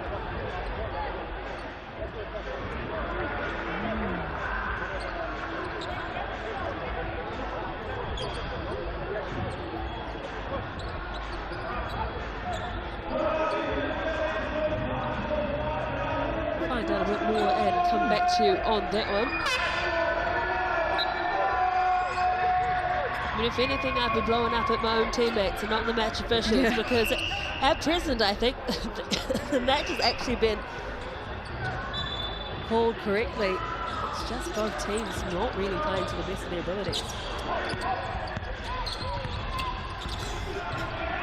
Oh, it opened up, but equally a great block from the young man. Hopoi, 17 years old, still in high school, playing in the South, getting some good minutes. His brother, of course, kind of played in this team, and his dad has played in this league as well. In the family. Bazant threading his way through. He had no right to get through all those big bodies, but Bazant silky smooth with it. Whatsoever, no right with Bazant. He's so smart at holding the ball away from the defense, just into the rack. 27 points apiece here. Bailey, well, he threw him down to the ground. You guys said you wanted to watch some rugby as well. Well, you got it. Tony Samuel said, I'm going to back the Chiefs, who are winning 42-5 against the Crusaders right now. They are in Chiefs country now, Taranaki. Timeout has been called.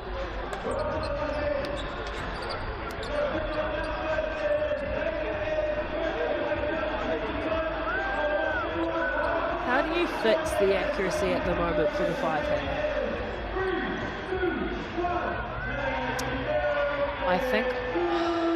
I think offensively making sure they get into their sets, but actually before that, if they can leak out and transition first. So defensively, like we saw one of those last plays in Ngātai, getting that tip, converting that into a turnover and a transition option. Whai best when they push in transition and they pressure on defense. So actually, defense starts for this offensive team. And then in their half-court sets, continuing to work off those ball screens. I think trying to bring the posts outside of the key to create space and just be aggressive. And then for the Airs, what I'm noticing is the Whai are not closing too hard out to the three-point line. They're quite heavy packing inside. Airs have struggled from behind the arc this season so far, so they're betting on them, struggling from behind there, and that makes it hard for any lane driving opportunities for the likes of Green or Cook wanting to get to the rim.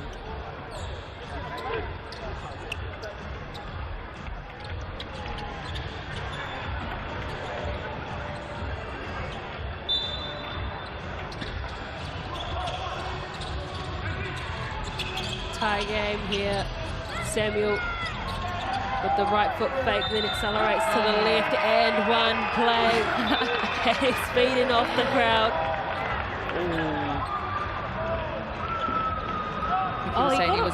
He was pointing upwards.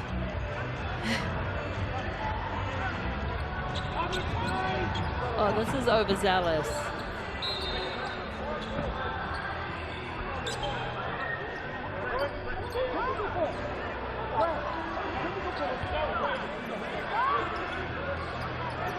Two tees.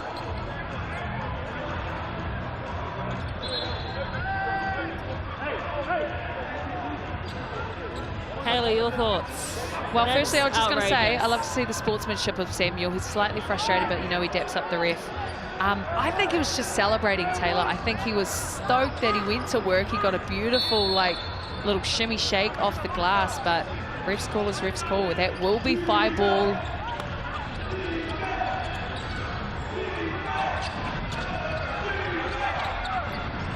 Very interesting. Well, a bit of justice there as Bailey gets a stop on that 5 possessions. An opportunity here for Green. Cook Jr. as the ball dislodged by Hopoi. Going to keep possession there with just 13 seconds left.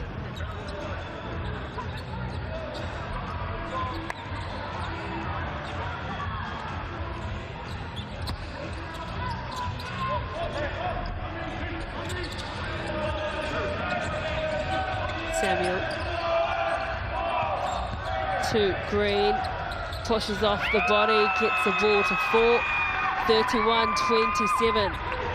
Green just up to 4 points in this game, his usual output.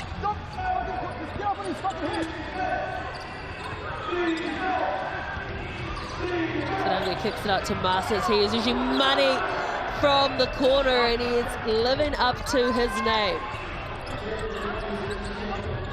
So got to get his feet set early, ready for whenever that ball comes.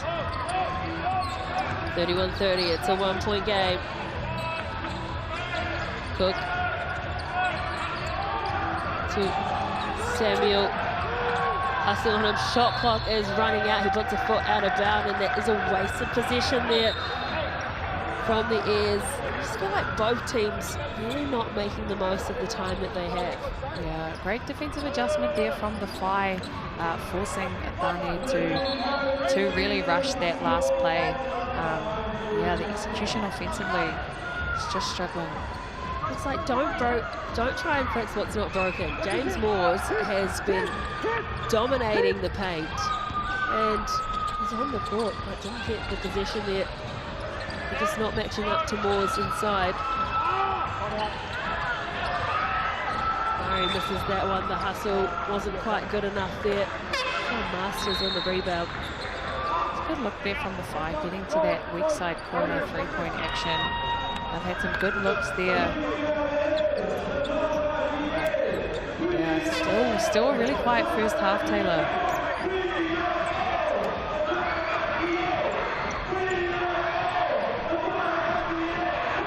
Marcel Jones there, a late scratching for this game.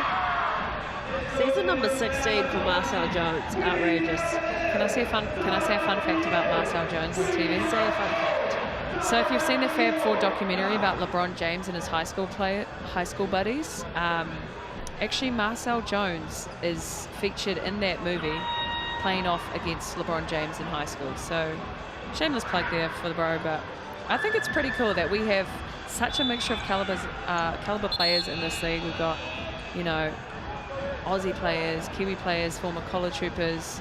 We've got G League guys, league guys in the NBA. So yeah, just such a cool mixture of players, and everyone has a different story that they bring with them.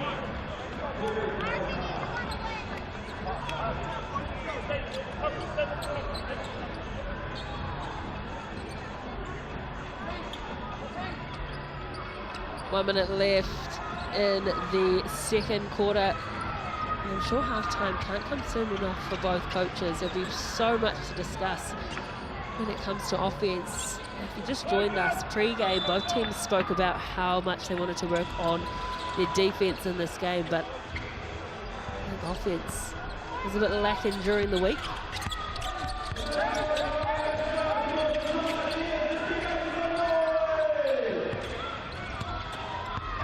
Bit of movement coming by way of Green. He gets some good height. The ball bounces in. And that's just better possession, being decisive on what shot you want to take, because at the moment we're seeing the shot clock run right down and people not really being set in where they want to be. Yeah, it was a beautiful action there, just coming off the elbow pull-up J. More looks for him will be crucial for this air side. Bazant. Get that one to drop. Pushing the pace beautifully was Green, and you get rewarded for aggression to the cup, and that's exactly what happened there. 2 points await at the Chemist Warehouse free throw line.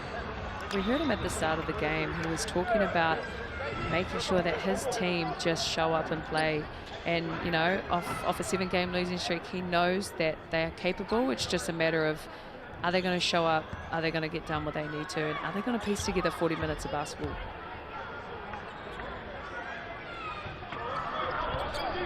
Green out of Williamsburg, Virginia, 29 years old. Got a season-high 30 points on debut against the Jets. Most recently played in the Mexican League. He's also played pro in Norway, Finland and Switzerland. Now he finds himself the bottom of the world in New Zealand. Beautiful time in the world at that. Unsuccessful trip to the free throw line. About 10 seconds left on the game clock. No team used their BNZ player timeout this half thus far. Great ball movement around the edge, and that's what we haven't seen for 20 minutes of basketball. Ngatai from the corner, but better ball movement from the Spy team. I think that was the best offensive possession that the Phi have done this game. Working off that side ball screen, getting it through many sets of hands, and then finding a clean look for their shooter in the corner. That was good basketball. Here is a BNZ player timeout that I mentioned. Thanks to BNZ, there are 5,000 tickets to give away to school groups or sports groups, community groups, you name it, get in a group. And you can go towards an NBL, go to an NBL game, should I say. Scan the QR code on screen, fill out your group's details, and you can go to an NBL game. Thanks to BNZ. 33 all. Ngatai gets up in the grill of James Moore, so it is not to be. It is tie game here. Both teams with plenty to chat about offensively. Lots of work to be done. We'll be back after this with the Chemist Warehouse stats.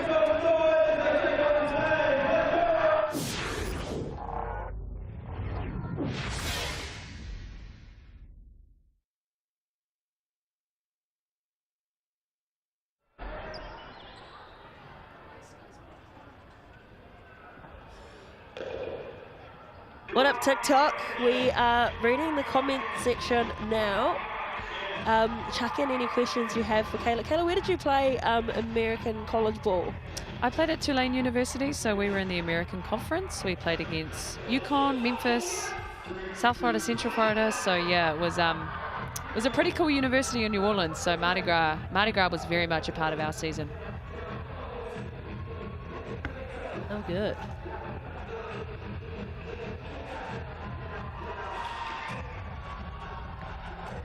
People are saying, what's up?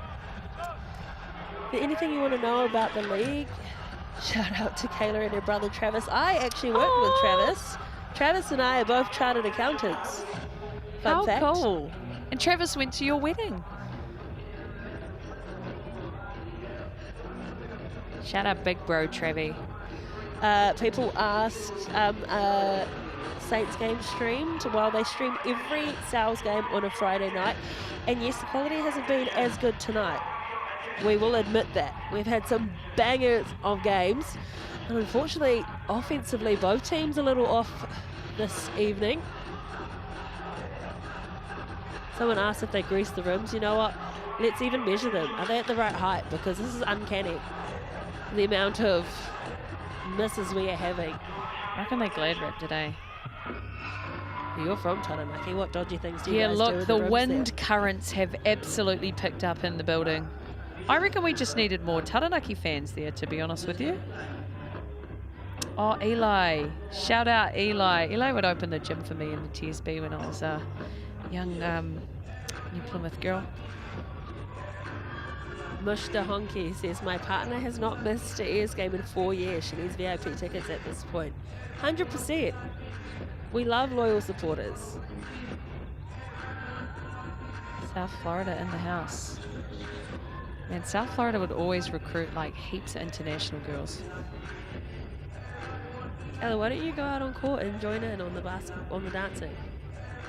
Man, that's actually my goal. And honestly, Taylor, I've just started doing some hip-hop step classes. Have you ever done any hip-hop dance classes? They are so tiring. Aren't they? Shout out to Kaya. Yeah.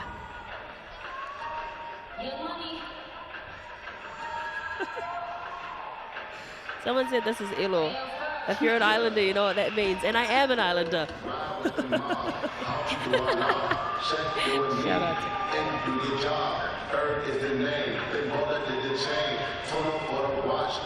Welcome back to TSB Stadium in New Plymouth. It is a tie game here, a low-scoring game for round 10 of the Sal's NBL.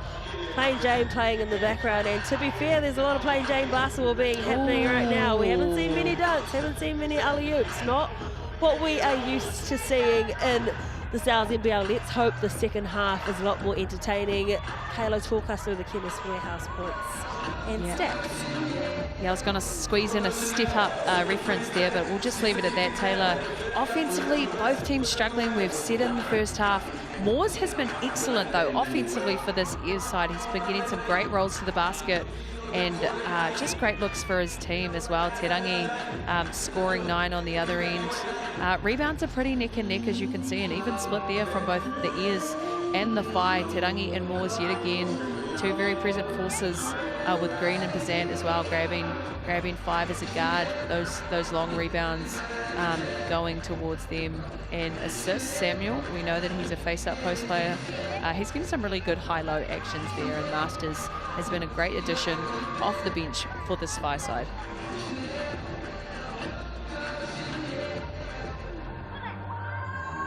Blocks as well. We have the schoolboy Hopoi coming on with 2 blocks. So we know it's in Isfano. He's come on and he's made a great addition to this side as well. Ngatai defensively has been aggressive, and Murray as well.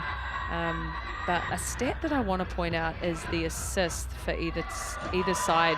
Ears 6 on the game and Whai only 5 on the game. So that really speaks to how defensively they are forcing offense to make their own shots, and we know offense moves better when it goes through different sets of hands and you can create for the next person. So we can just see through that stat that people are trying to force their own shot up.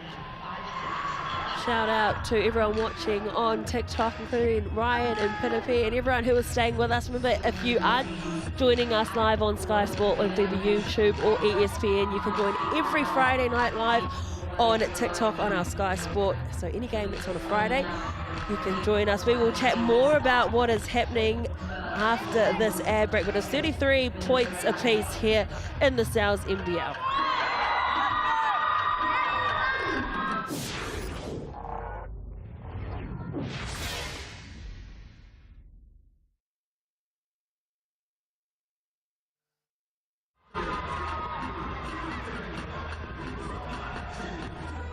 Back on TikTok, I see Benjamin asked, what age group is this? And shock horror, this is actually the top division we have in Taranaki, well, in New Zealand, should I say. We have 40-year-old men in here. And well, we also have schoolboys too.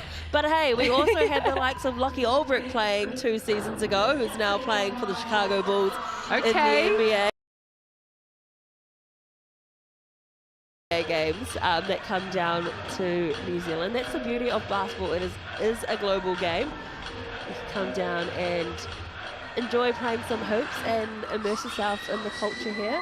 You might hear Kayla saying a few te reo Māori words. That's Koe hoki e hoa. we speak here. Pai tō reo.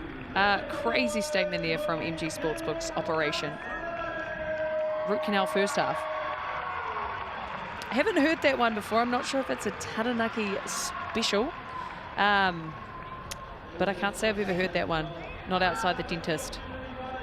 This isn't a half-time, it's an entire time. I know, this whole game has felt like this whole game has felt like it's been 2 hours. How long left on halftime? I do want to say, though, the quality of basketball is usually very high in this league. We've seen some amazing plays week in and week out. There's something happening. It's Friday night, you know. It's been a long week. We've got our Taranaki mascot. Don't even know the bro's name, but I remember always him running around at games thinking, who is he? Well, he's a Yeti, because it's the Mountaineers. Yeah, but that has no, like, pudako behind it. I don't... Actually, maybe there's a huge story behind the Yeti. Maybe I'm missing something. Do you know what? What's a fun fact, Taylor? I was a mascot for a day at my university, and it was the worst day of my life. Was it really hot in there? Was it hot and smelly? Horrific. It was like high 30s in New Orleans, 90% humidity, and I was wearing a riptide, which was a big pelican. What did you study? Public health, actually. Nothing related to being a mascot. But well, speaking it sounds like it was a health and safety issue. It absolutely was. Practical. Speaking of study too, Taylor, you're an accountant. What else by trade are you? And a lawyer. Yeah. How? 10 years of study. That's wild. I don't recommend it. Now you just living the dream. We will talk to you all on TikTok at the third quarter time. If you've got questions throughout, chuck them in. Shout out to the Yetis.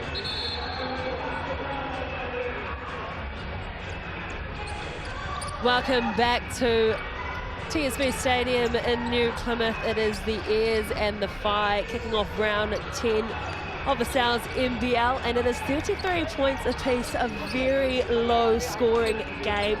The accuracy has not been there. Well, let's hope that the halftime Oranges had something in them to force a bit more accuracy in this game. As I mentioned, 37% from the field for the Whai, 45% for Taranaki, well below their averages of the season. People still backing the Whai, and that's probably because all the Airs supporters are in the ground or watching the Chiefs because they're playing at the same time, and we are in Chiefs country here. But the Whai supporters backing themselves, and we've got the likes of Ngātai, Te Rangi and Murray in your team. You'd expect them to be up on top, but at the moment the Airs are hanging in there. Airs are doing such a good job. I was going to say such a good job offensively. They are struggling to put a lot of points on the board, but they are 52% from the field, which is actually a really high percentage. So I think I've just gone against what I've just said. However, let's continue. It's the three-point shooting from the Whai that are actually keeping them in this game, and the occasional transition bucket they're getting. But we've spoken to defense enough, I think, Taylor. Offensively, to focus on for either side, getting into their flow. When they initiate the offense from the wing, they look really good. They've had a nice pull-up J there from Green at the elbow. They have Moores rolling to the basket. So when they just kind of move the defense off center, that's a good look for them. And we know the Whai, they are known to be a good pressure team on defense, and that starts their offense, getting out in transition. Just needing to get into their flow.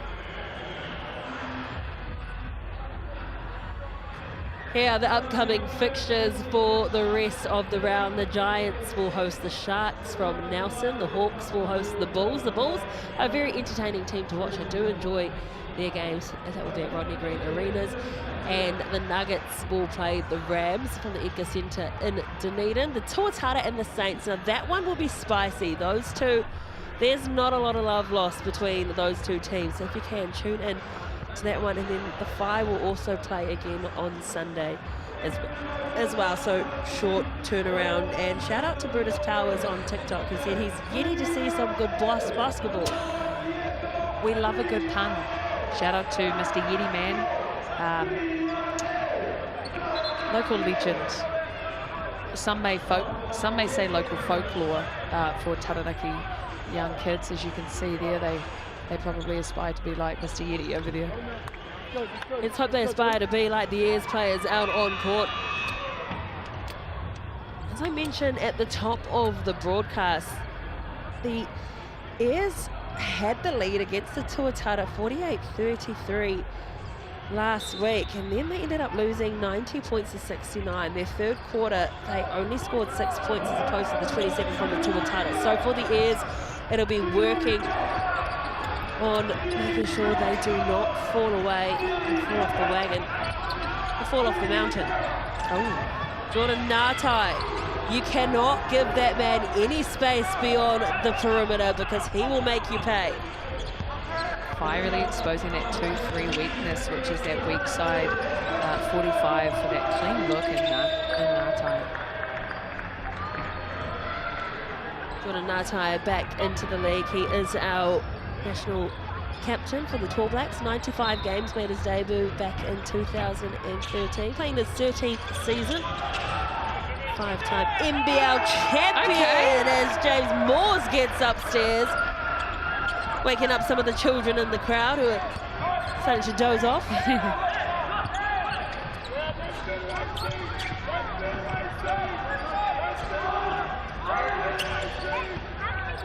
Going in on the angle with that tough finish was Tarangi. Tarangi's one of those players, he plays so much bigger than his height actually is. He is tall, but he just manages to show his presence getting to the rack so easily. Moore's got a hand to it, batted it back, but it was Murray who got there first, and looking for the slam was Tarangi, doesn't get it. That's good hustle under the rim from Moores. I haven't spoken to a whole lot, but Airs are a very good offensive rebounding side, so for them rebounds are crucial.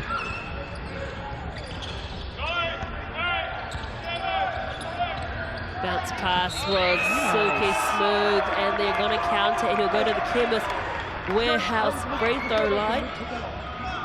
Xavier Green. Too easy, defense just falling asleep. Simple backdoor look there.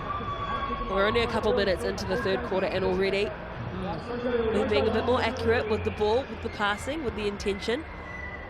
I do think both teams probably would have got a rack up from each coach. John White for the Airs and Matt Lacey for the Fight. The Fight take the lead for, I believe, the first time.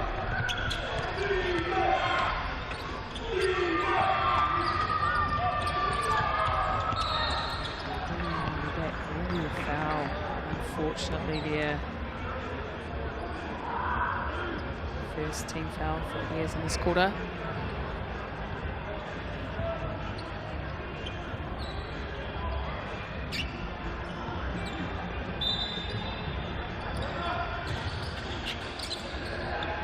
Tarangi plants the fleet, is well short with that shot he was claiming. There was a touch to the wrist. Samuel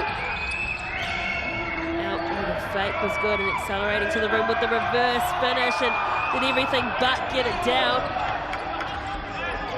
That would have been a pretty basket had it dropped. Again, shot clock winding down, and someone has to nominate themselves. Samuel. Good look from Samuel. He is dangerous at the top there whenever he looks to rocker step someone.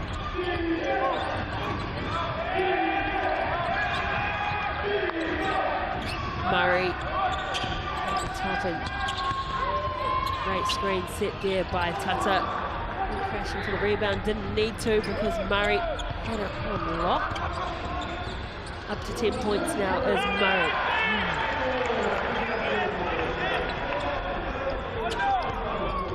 I feel like Cook Jr. could literally go to the rack anytime he wanted, so fast. Great to get into the lane.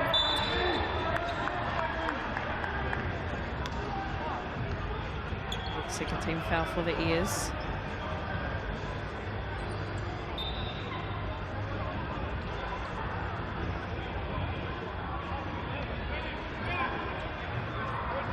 Zant, another one of our most experienced players in this league, played over 100 sales games with the Jets for 2 seasons, and then the Bulls for another 2. Then found himself at the Whai since 2024. He's a local product. Played his junior basketball here in Tauranga.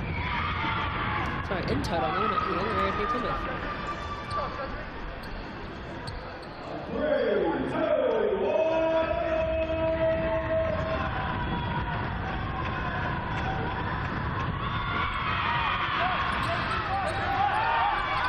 They get the offensive rebound, so an opportunity to extend their lead. It has taken them 2 quarters to get into the 3rd quarter. They finally have the lead. Tarangi and one play, and how crucial was that offensive rebound to keep them down this end of the court. Now an opportunity to add another point. Tarangi's such a good leader. He steps up exactly when his team needs him to. Whenever they've been on some droughts scoring, he'll just go to work, and he always manages to at least draw a foul if he doesn't just knock that one down. So pushing that out to 4 points now for the fight. They're coming into a bit of a good flow on offense, as we can see. Samuel gathers the rebound, gets to get downhill quickly, and overzealous on his defense was Ruben Tarangi.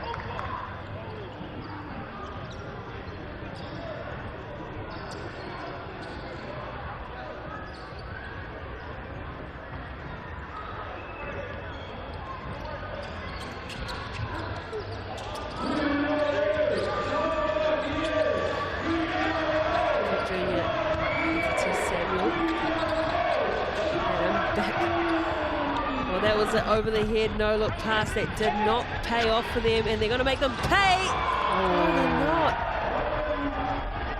Frustrating one left at the cup. 3 ball is fired by the birthday boy, unsuccessful again. So another rebound, this time to Ngatai. Bit of a rush shot there from Adam at the top. They look good when they get through their sets. Defense on Murray, they identified his threat. Ngatai, that's someone you need to stick on like glue. Ngatai from the corner. Wow, there he is.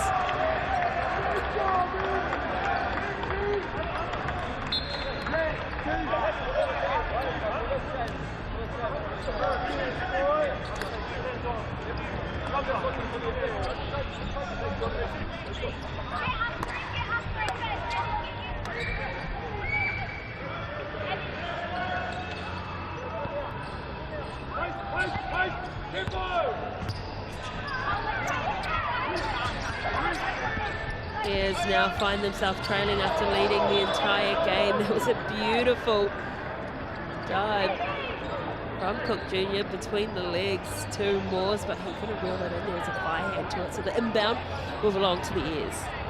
He's such an exciting guard when he plays with that freedom and flair. It's just getting him into positions on the floor where he can do so.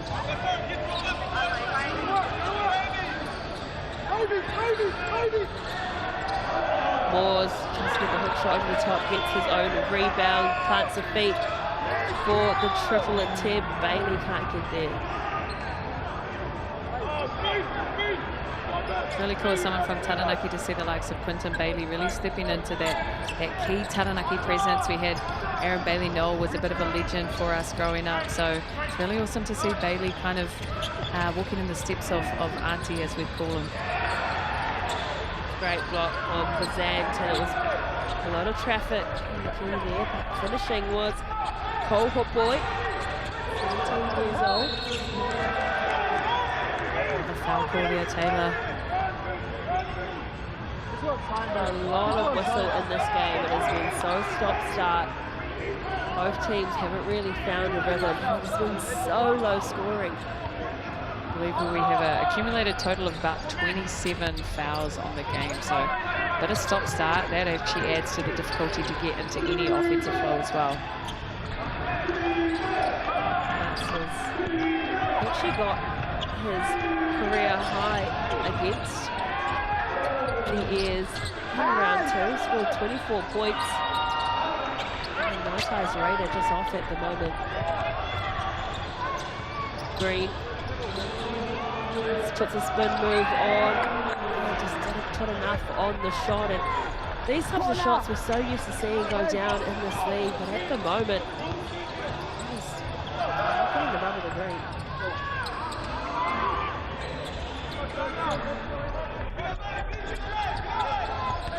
Missing a few players for both teams.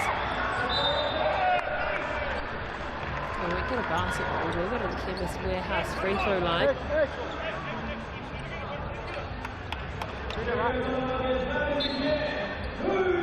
think the difference in teams, you know, towards the top of the table versus towards the bottom of the table is they know where they want to score on the floor. And I think that's a challenge for teams that have had a bit of a rocky first start to this season. They haven't been able to consistently score the same looks, and therefore it's hard to try and find all these different options, whereas like you've got the likes of Taranaki. He knows exactly where he likes to score every time. He loves that short corner block, so I think for the Ears, just finding where they like to score on the floor is crucial, because then that increases percentages, and then you can find teammates on different sides of the floor. Scan that QR code and get your hoops and schools if you're in the South End or Otago area. Thanks to Chemist Warehouse, they're putting up more hoops in and around schools. So hopefully they can practice their shooting and we get better field goal percentages in games. Another foul on the floor. There's approaching foul trouble here.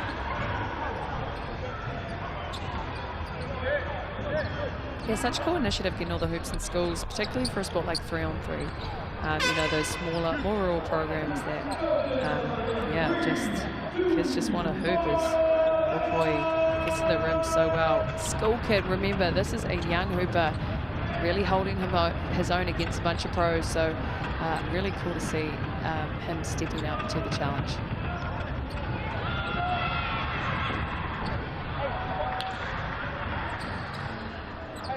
Troy has a season best of 5 points on 4 occasions, being on his debut season, just 17 years old. And that New Zealand under-17 team and the New Zealand under-18 select team that played in Germany in April. The Airs, they cannot let this game slip. They have been known to fall away, but that shot fell through the net. They needed that one. Cook, can he continue this role for his side? They do need it. Well, neither team has really gone on a really strong scoring run. It's been very much tip for tap, pound for pound. Okay. As Tay Murray gets up and detonates the shot. More points in the paint, we love to see it, and one again. Green, the man from Williamsburg, Virginia, into the Chemist Warehouse free throw line. And that is his 10th point of the game, his opportunity to make it 11. Did such a good job cradling the ball and just finishing high off the glass. Nice little scoring series from either side. Get into a bit of a flow as that Kuru Tautaku free throw there is nailed.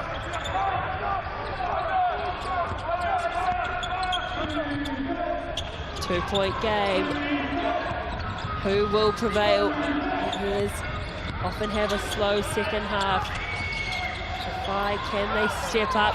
Hopoi steps up to the plate. Doesn't eat this time.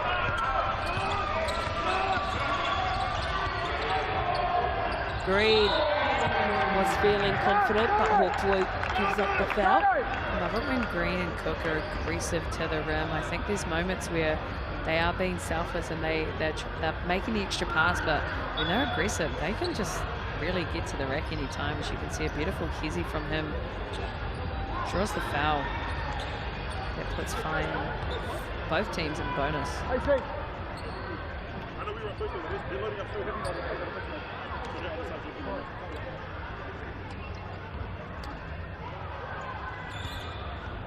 Green averaging 15.8 points per game. Currently at 12.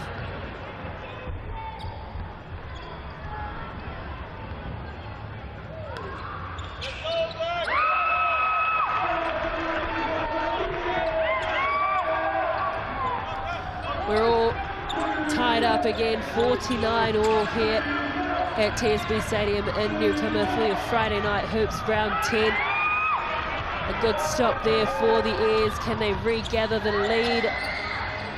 Fadeaway shot from Cook Jr. Spicy look good. Let him cook. Cook and Green keeping their team in it.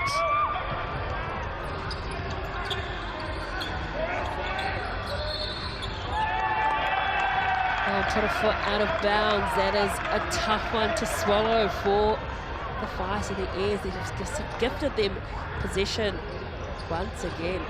Always a frustrating one standing on the line, but an opportunity here for the Ears to make a run on this little momentum that they've got. Beautiful. Great dive. Ooh. Yeah, that's got to be a goal 10 there. Taranga's not having. He's doing a little milli rock. He's doing charades there. He's like, hey, no. First stop. word, movie. No. Second word. The call's been made. I haven't seen them reverse that without the technology. Yeah. Bit of negotiating trying to happen with the ref there, but it's a dime nonetheless from Samuel. I expected Samuel to dominate the tape today, but actually he's been more of a maestro in his role. Yeah, he's deceiving because he is a forward, but he's got point guard handles, point guard vision, and he actually just loves to facilitate the ball as well. Green to Samuel Cook Jr. on the wrap around. Bounce pass to Samuel. Samuel goes high. And this is a better scoring run from the Ears. Matt Lacey has seen enough. Timeout has been called. And the momentum sitting with the home team. Really exciting little run there from the Ears. Momentum absolutely. As we go into this timeout, the Ears will be wanting to continue what they've done so well. They've had great scoring insertion there from Cook, from Green. Samuel's been an awesome presence on the perimeter and Moore's inside, so they're moving really well. And this Ears side, I know you can't be biased in commentary, I am from Taranaki, but this Ears side looking very good. Can they build it? Can they finish this these 4 quarters out? And for me, Cook Jr. needs to be the one to stand up and, as you say, go to work, do some cooking. Because at the moment, he's been quite quiet throughout the game. As you see, we're talking a bit more about the likes of Samuel and Green and his point guard, Cook Jr. We need him to start going to work. Yeah. He's very experienced. He's played 164 NCAA Div 1 games. That's the 9th most ever. He went all the way to the Western Conference Final, won that with his university, then lost the grand final in 2021, had a 670. But he is really experienced. We just need to see him step up in this game and really drive this Ears team home. You know, sometimes players' character can just be more selfless, but there's times that they need to take the ball, get to the rock. Ears with a 6-point lead. Need to remind everyone that the Ears are on a 7-game losing streak. And they get the steal too through Xavier Adam. Can they deliver him a gift on his 21st birthday today by getting a win? It'd be a great gift. Cook Jr. doesn't connect with the basket. Bazant uses the screen of Tata, but fights his way through. Tough finish from probably the shortest guy on the court right now. Good coverage though from Adam climbing under, but just the expertise of Bazant coming through.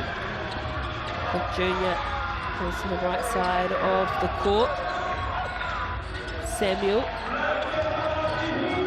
with Ngatai on him. Steps back, fade away. Drops for Samuel. He got the Riz tonight. You know those guys that it just looks so easy, like, let me just go to work real quick and just pop a fade away like that. He is one of those players. So nonchalant.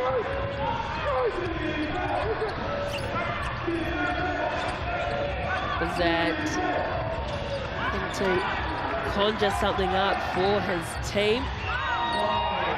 Fall short. Good shot for the Ears. 2 seconds left on the shot clock.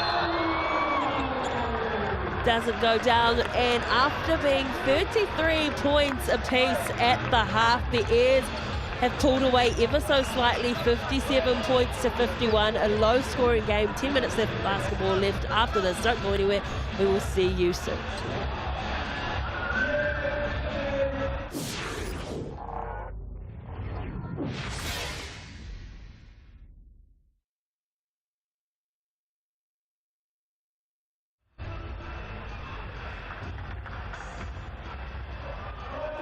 Back on TikTok for the last time this evening. Let's take a look at the comments. If you do have any questions for Kayla, ask away.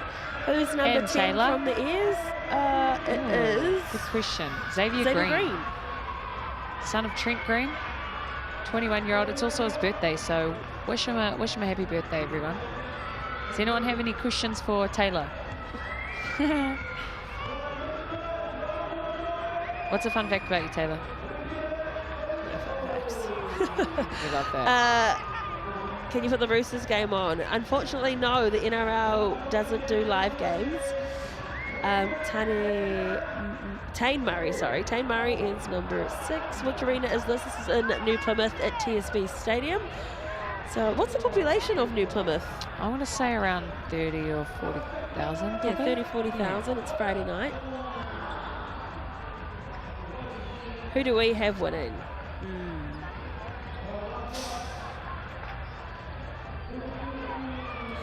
You know what? I'm feeling the Ears are going to end their losing streak. Me too. There's only so many L's you can take. Okay, thanks for joining us. We will see you here next Friday.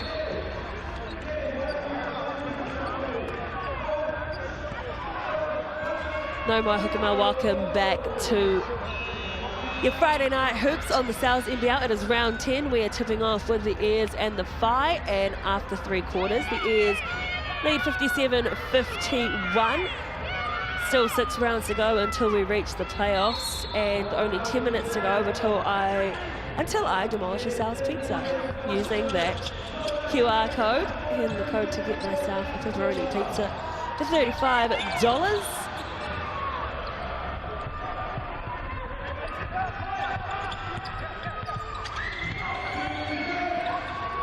So the fight with an uphill battle, and it's a travel call against Jordan Ngatai. He is filthy with it, but it is the call from the match official. Great defense there from Bailey. Did not give him any easy wall up. He is a farmer. He is strong.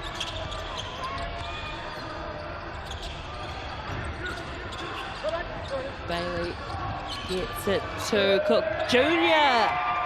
Well, it just opened up him like the Red Sea. Everyone was marking every Air player but him.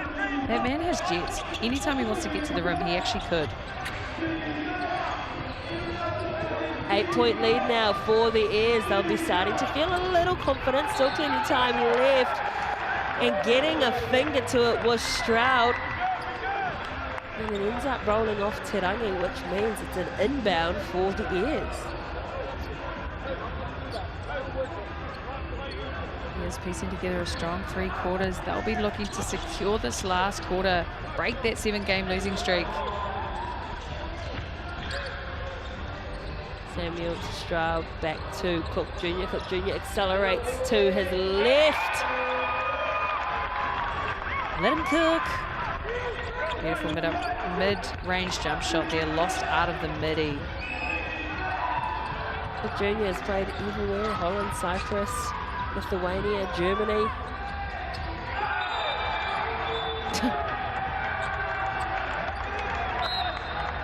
We could see almost everyone disagreed with what had happened, and the match official was obliged. Tassa thought he'd just throw it down, set it with his chest too. Nice 10-point lead here for the Airs. When asked how tall the point guard is for the Airs, he is 188 centimetres tall. It's Cook Jr.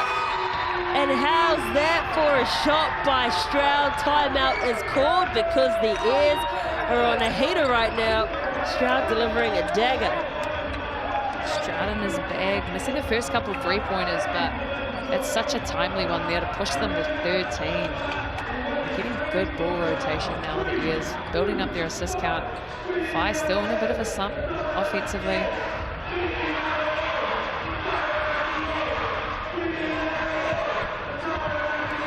This is their biggest lead of the game. You can hear the crowd getting in behind their team. They are on a 7-game losing streak. Could they end it tonight against the Whai? They're down at the bottom of the table. Shout out to the boy in the yellow cap. It's Marcel Jones' son. I just remember being that age, any chance to wave at a camera, you best believe I'm getting a hand in there.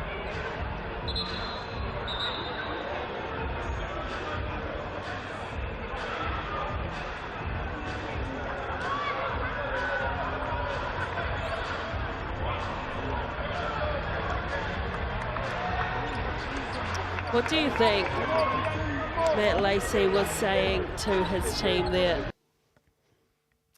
Lock down. Lock down on Cook, lock down on Green.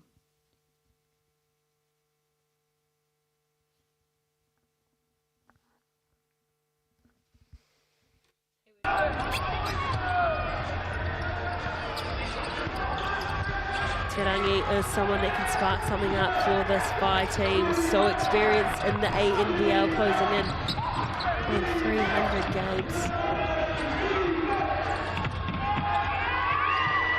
It's a fight for the rebounds, and it's Moores who comes up with it. Or should I say Tarangi closing in on 400 NZNBL games. Only 12 the Kiwis have done it. Mika Vakona and Tom Abercrombie. Samuel, the no-look pass to Cook Jr. He can't deliver on the shot. Better acceleration from Tarangi. That's what I was talking about. That connection between those two will be strong. They play plenty of ball. Pressure to not let Tarangi go downhill on his right hand. He loves that block.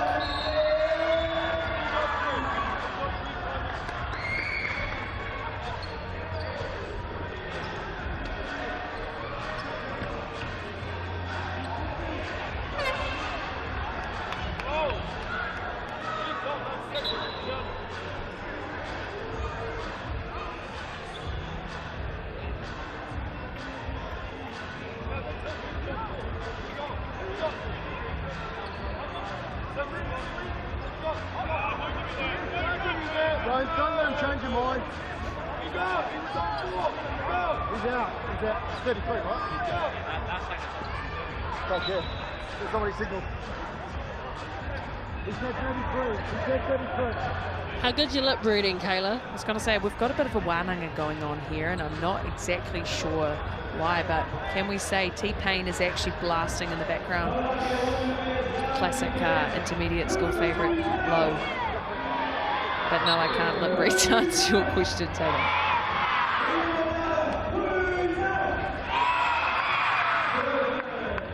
Will be ears inbound here.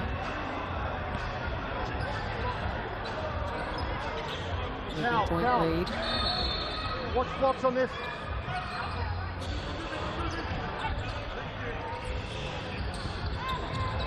And so effortless. Once again, get to the rim, Cook. Why not?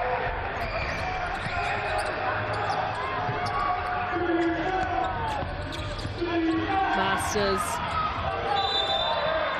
gets to the cup. Unfortunately doesn't drop, but he will go to the Chemist Warehouse free throw line. Mitchell Masters, 24 points against the Airs in their last game, his third season in the league. At the moment, just sitting on 3.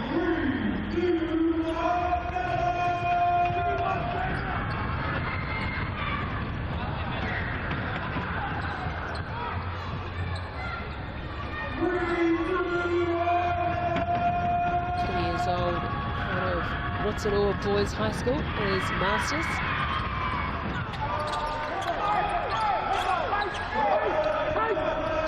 .7 minutes to go. Whai wanting to get back-to-back wins, but the Airs at the moment staring down, breaking their drought of 7 games on the trot, having lost. That's the danger of having 2 post players on like that. Their high-low connection is so good. Tarangi, too easy.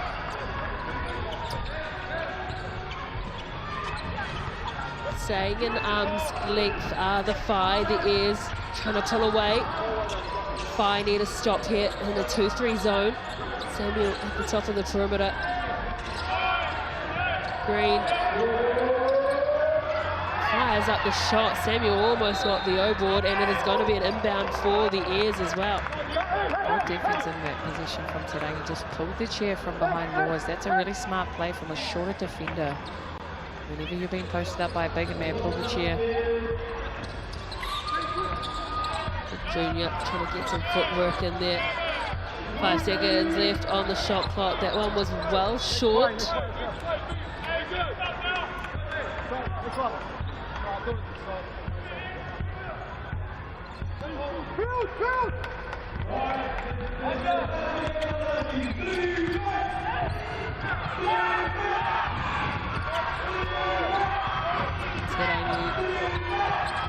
Trying to thread that ball through, and Murray did well to steal that back off Cook Jr., who got in front and stole the ball initially and getting a sneaky hand to it.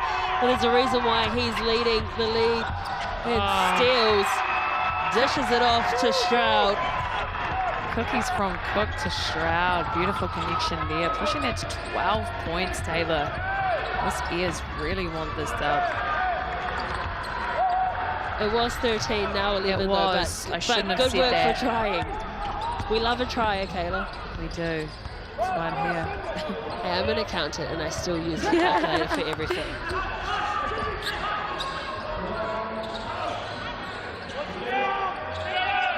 Moores has Nata in front of him. That's a tough defender to get around. Oh my gosh. Dane Samuel showing his skill there. Such a smart play. He was getting bodied big time by Masters underneath.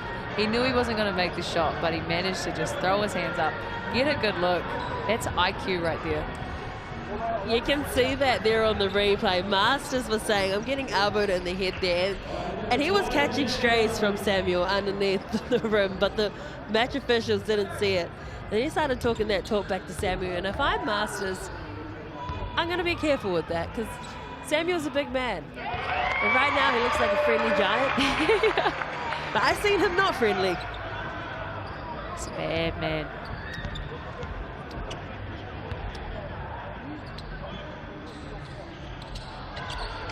Bill! 71-59. Again, very low scoring game, irrespective of who takes the win tonight. Both coaches won't be happy with the output on offense.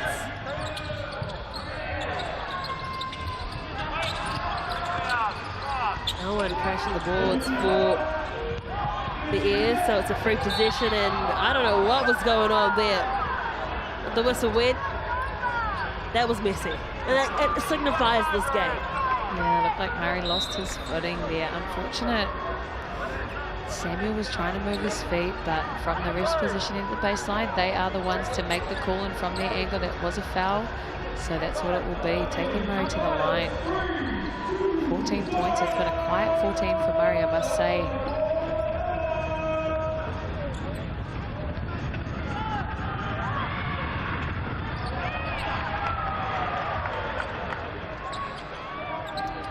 Those other friends watching in the USA or keen on college ball, Murray played 96 games, 4 years, NCAA Div 1, University of Virginia, back here in New Zealand and back into the Tall Black squad.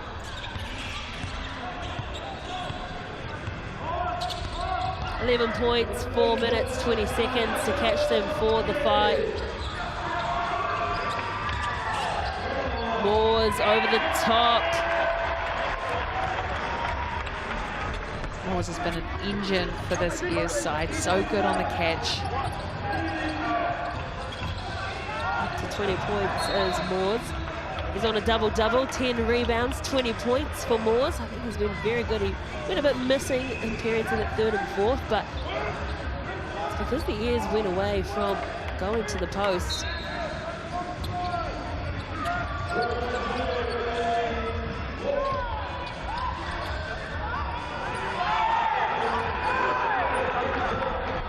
Fighting for the rebound, wanting to go quickly in transition, but there were plenty white jerseys. Doesn't matter, says Stroud.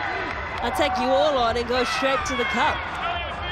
Lovely aggressive move there from Stroud, forcing that timeout there. loving what we're seeing from the Airs. James Moore's standout for me at the moment. 18 points, 10 rebounds.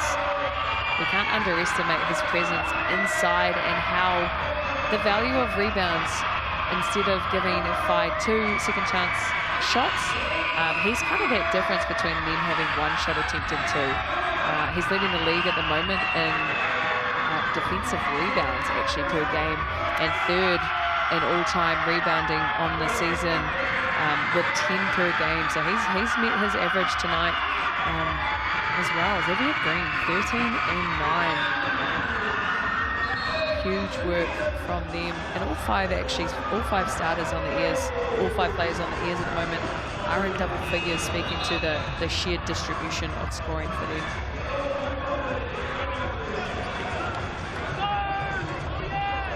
Well, the Taranaki faithful who have shown up tonight will be hoping they will get rewarded with a win. They've stayed loyal to this Airs team. They've had their ups and downs. They started the season well, and as I mentioned, 7-game losing streak. They are up by 15 at 3 minutes 49 to go. We have seen teams come back from this. Well, it's not a sure thing at the moment, but the Whai need to score now and quick.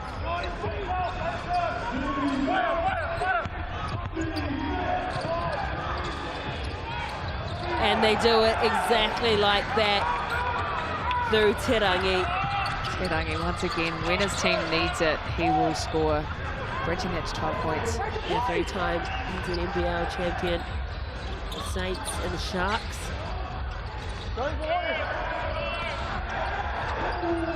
Getting a tip to it as well. Cook Jr. tries to tidy the crumbs. Bazant to Tarangi, wants to get downhill quickly, and they need to score quickly and eat into this lead. Murray. Well, no one crashing that board. You see someone be on the perimeter putting up that shot. They need to be there, particularly on that weak side too.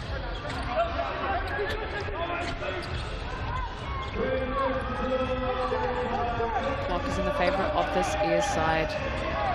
Probably wanting to run as much time out of every position that they can. Oh, great steal from Bazant. Ngatai just with the soft finish, and timeout is called this time by the Airs.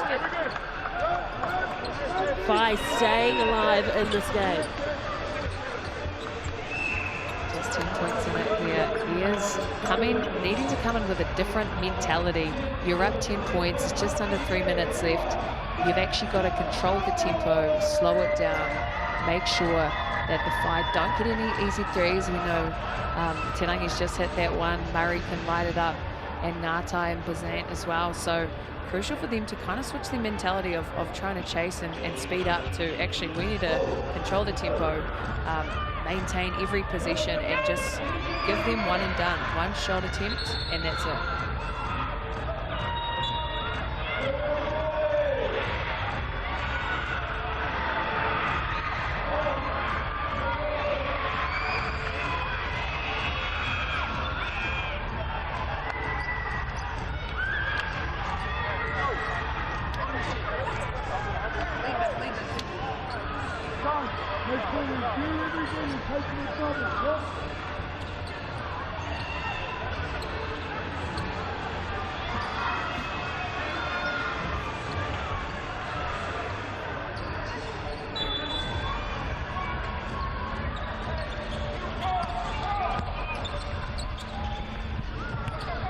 Is their challenge now is to close out this game. They've been close on many occasions and let things slip. Cross-court pass, a dangerous one. Cook Jr. gives it back to Murray. Bazant just on him like a backpack. That's a bad man, Dane Samuel. So nonchalant yet again. He's kind of cooking tonight, and he knows it too. Simply get into the rim. He's taking his time. And you know what? He can. And I can just tell he is getting under their skin right now with the way he's prancing around. The way he walked out of that layup made was James Harden-esque. Makes no mistake with the and one opportunity. Taranaki accelerates, goes straight to the cup, doesn't get the roll off the glass. The rebound is good from Moores. Many rebounds for him tonight. That's rebound number 11, 20 points, 11 rebounds, 2 assists for Moores. Going to be close to an MVP of the game. As is this guy as well, Samuel. That timer charge though. Smart work from Hopoi. You know Samuel goes aggressively to the rim. Way to milk that. Turn.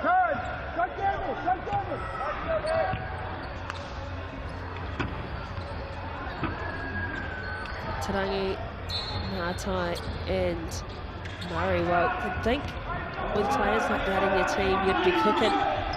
They've really struggled to gel in this game. Ngātai only joining a couple of weeks ago, but Tarangi and Murray have been here from the start of the season, albeit missing a couple games to Tarangi. Samuel, the behind the pass dribble, the no-look assist over the block comes in to spoil the party. I think what Tane Samuel's trying to do is get himself on the highlight show that you saw up beforehand. I think Tane Samuel wants to be a point guard actually on the roster sheet, because he throws dives around and he just handles the rock like such a guard. It's cool to see him. Product of St. Pat's, him and his brother. Puhi, I believe his name was. Absolute hoopers. The thing about Samuel as well is not only is he tall, but he's also very solid. Very hard to move. When you throw in his guard-like skills, he is dangerous. Obviously played for New Zealand already in 2022. And the swag factor, I gotta say.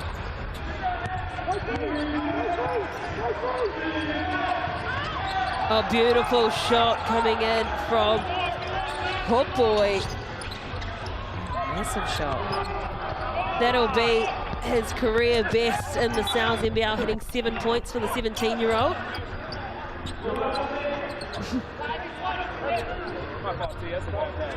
Coach was ready to wheelbarrow Samuel. JB. Coming off the bench. Just having a bit of a stretch. Samuel, as he will get a sub for Bailey.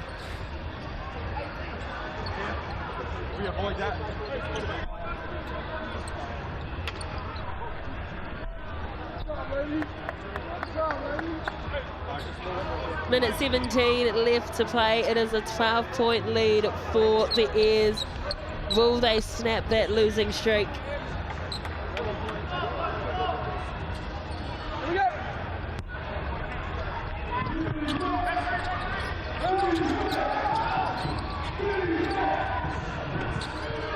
Hopoi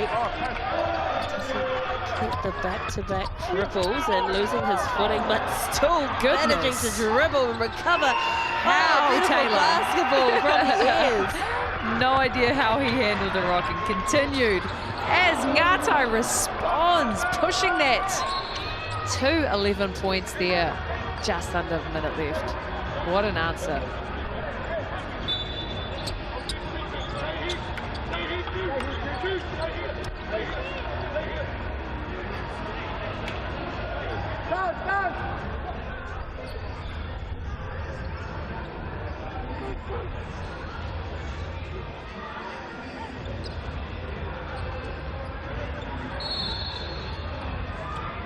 Short turnaround for the fight.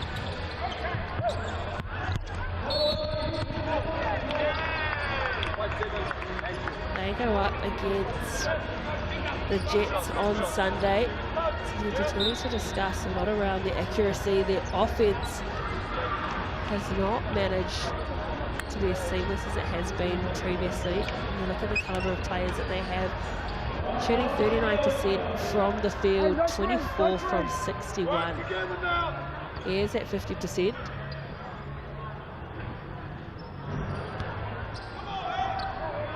The challenge can come when we're moving more towards positionless basketball, where people can play any position. It can be difficult to know where you can fit into a unit, as that free throw gets nailed there.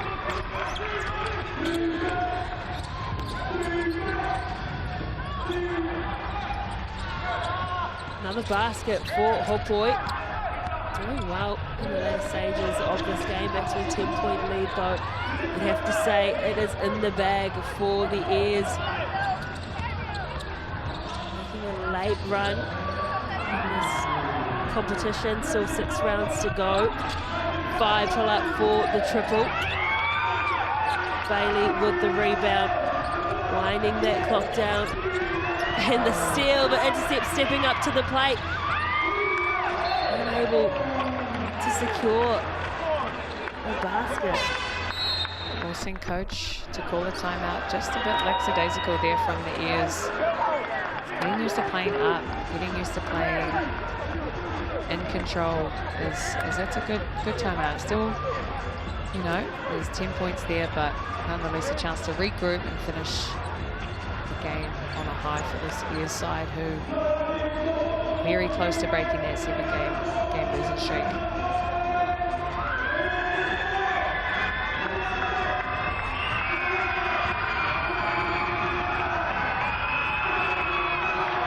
Shout out Uncle Drew there, thinking deeply about the offenses. He's been another massive pillar for the community in Taranaki as well.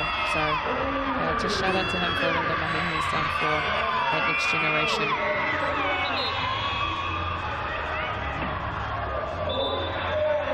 Tomorrow we have the Giants and the Sharks, the Hawks and the Bulls, and then the Nuggets and the Rams, and then Sunday Tuatara Saints and Jets and the Phi. So a few days, or 2 days actually. Phi will be back on the road. How good, and we got an NBA Finals in there somewhere. Game 5. Go Knicks.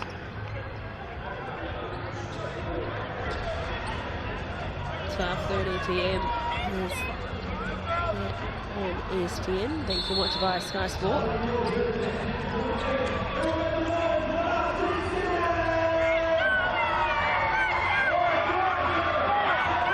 Clock is winding down. Airs will go and finish with a nice basket through Stroud, who has played well tonight. He was quiet in that first half, but has come alive in the second. Up to 14 points in this game. And we've got a BNZ player timeout, the 5 wanting to get closer to the rim. With a BNZ player timeout, you march up the court.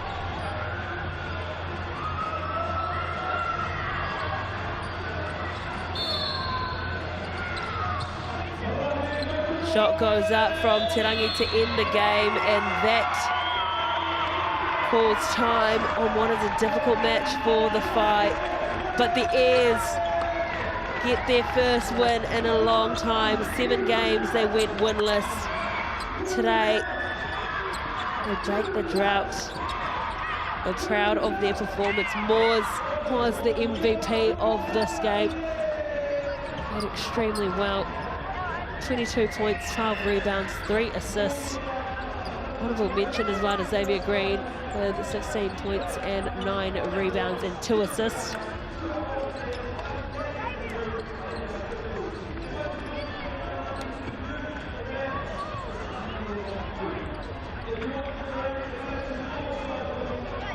Huge win there at home for the Airs, led by Moores, MVP of the game, 22. And just look at the spread of scoring on the Airs side. So even, 13, 14, 14, 20, and 22. Honourable mention as well to Samuel for having a game. And Terangi and Murray and Ngatai, those 3 Tall Blacks, are massive pieces for this Phi side. Unable to get the rest of their team involved on the scoring end, but still huge, as we can see. Moores yet again stuffing the stat sheet. 12 rebounds, and Bazant pulling in an impressive 9, as well as Green in that guard position. Some big numbers there. 7 apiece for Bazant and Cook, where it was good to see that assist count going up in that second half there, as it was a bit of a slog offensively for both sides. And Hopoi had an absolute game. He hit some big shots down the track, and it was really cool to see that young talent coming through. Bazant again on the steals, and Murray 3 apiece, and Stroud with 2. So a lot of steals being forced in that game. But as Taylor mentioned earlier, an exciting weekend of basketball. Plenty to watch. Giants, Sharks, Hawks, Bulls, Nuggets, Rams, and then Tuatara and the Saints on Sunday. And don't forget, we are live on TikTok every week. You'll have some different commentators next week. I'm catching a flight to Ireland tomorrow.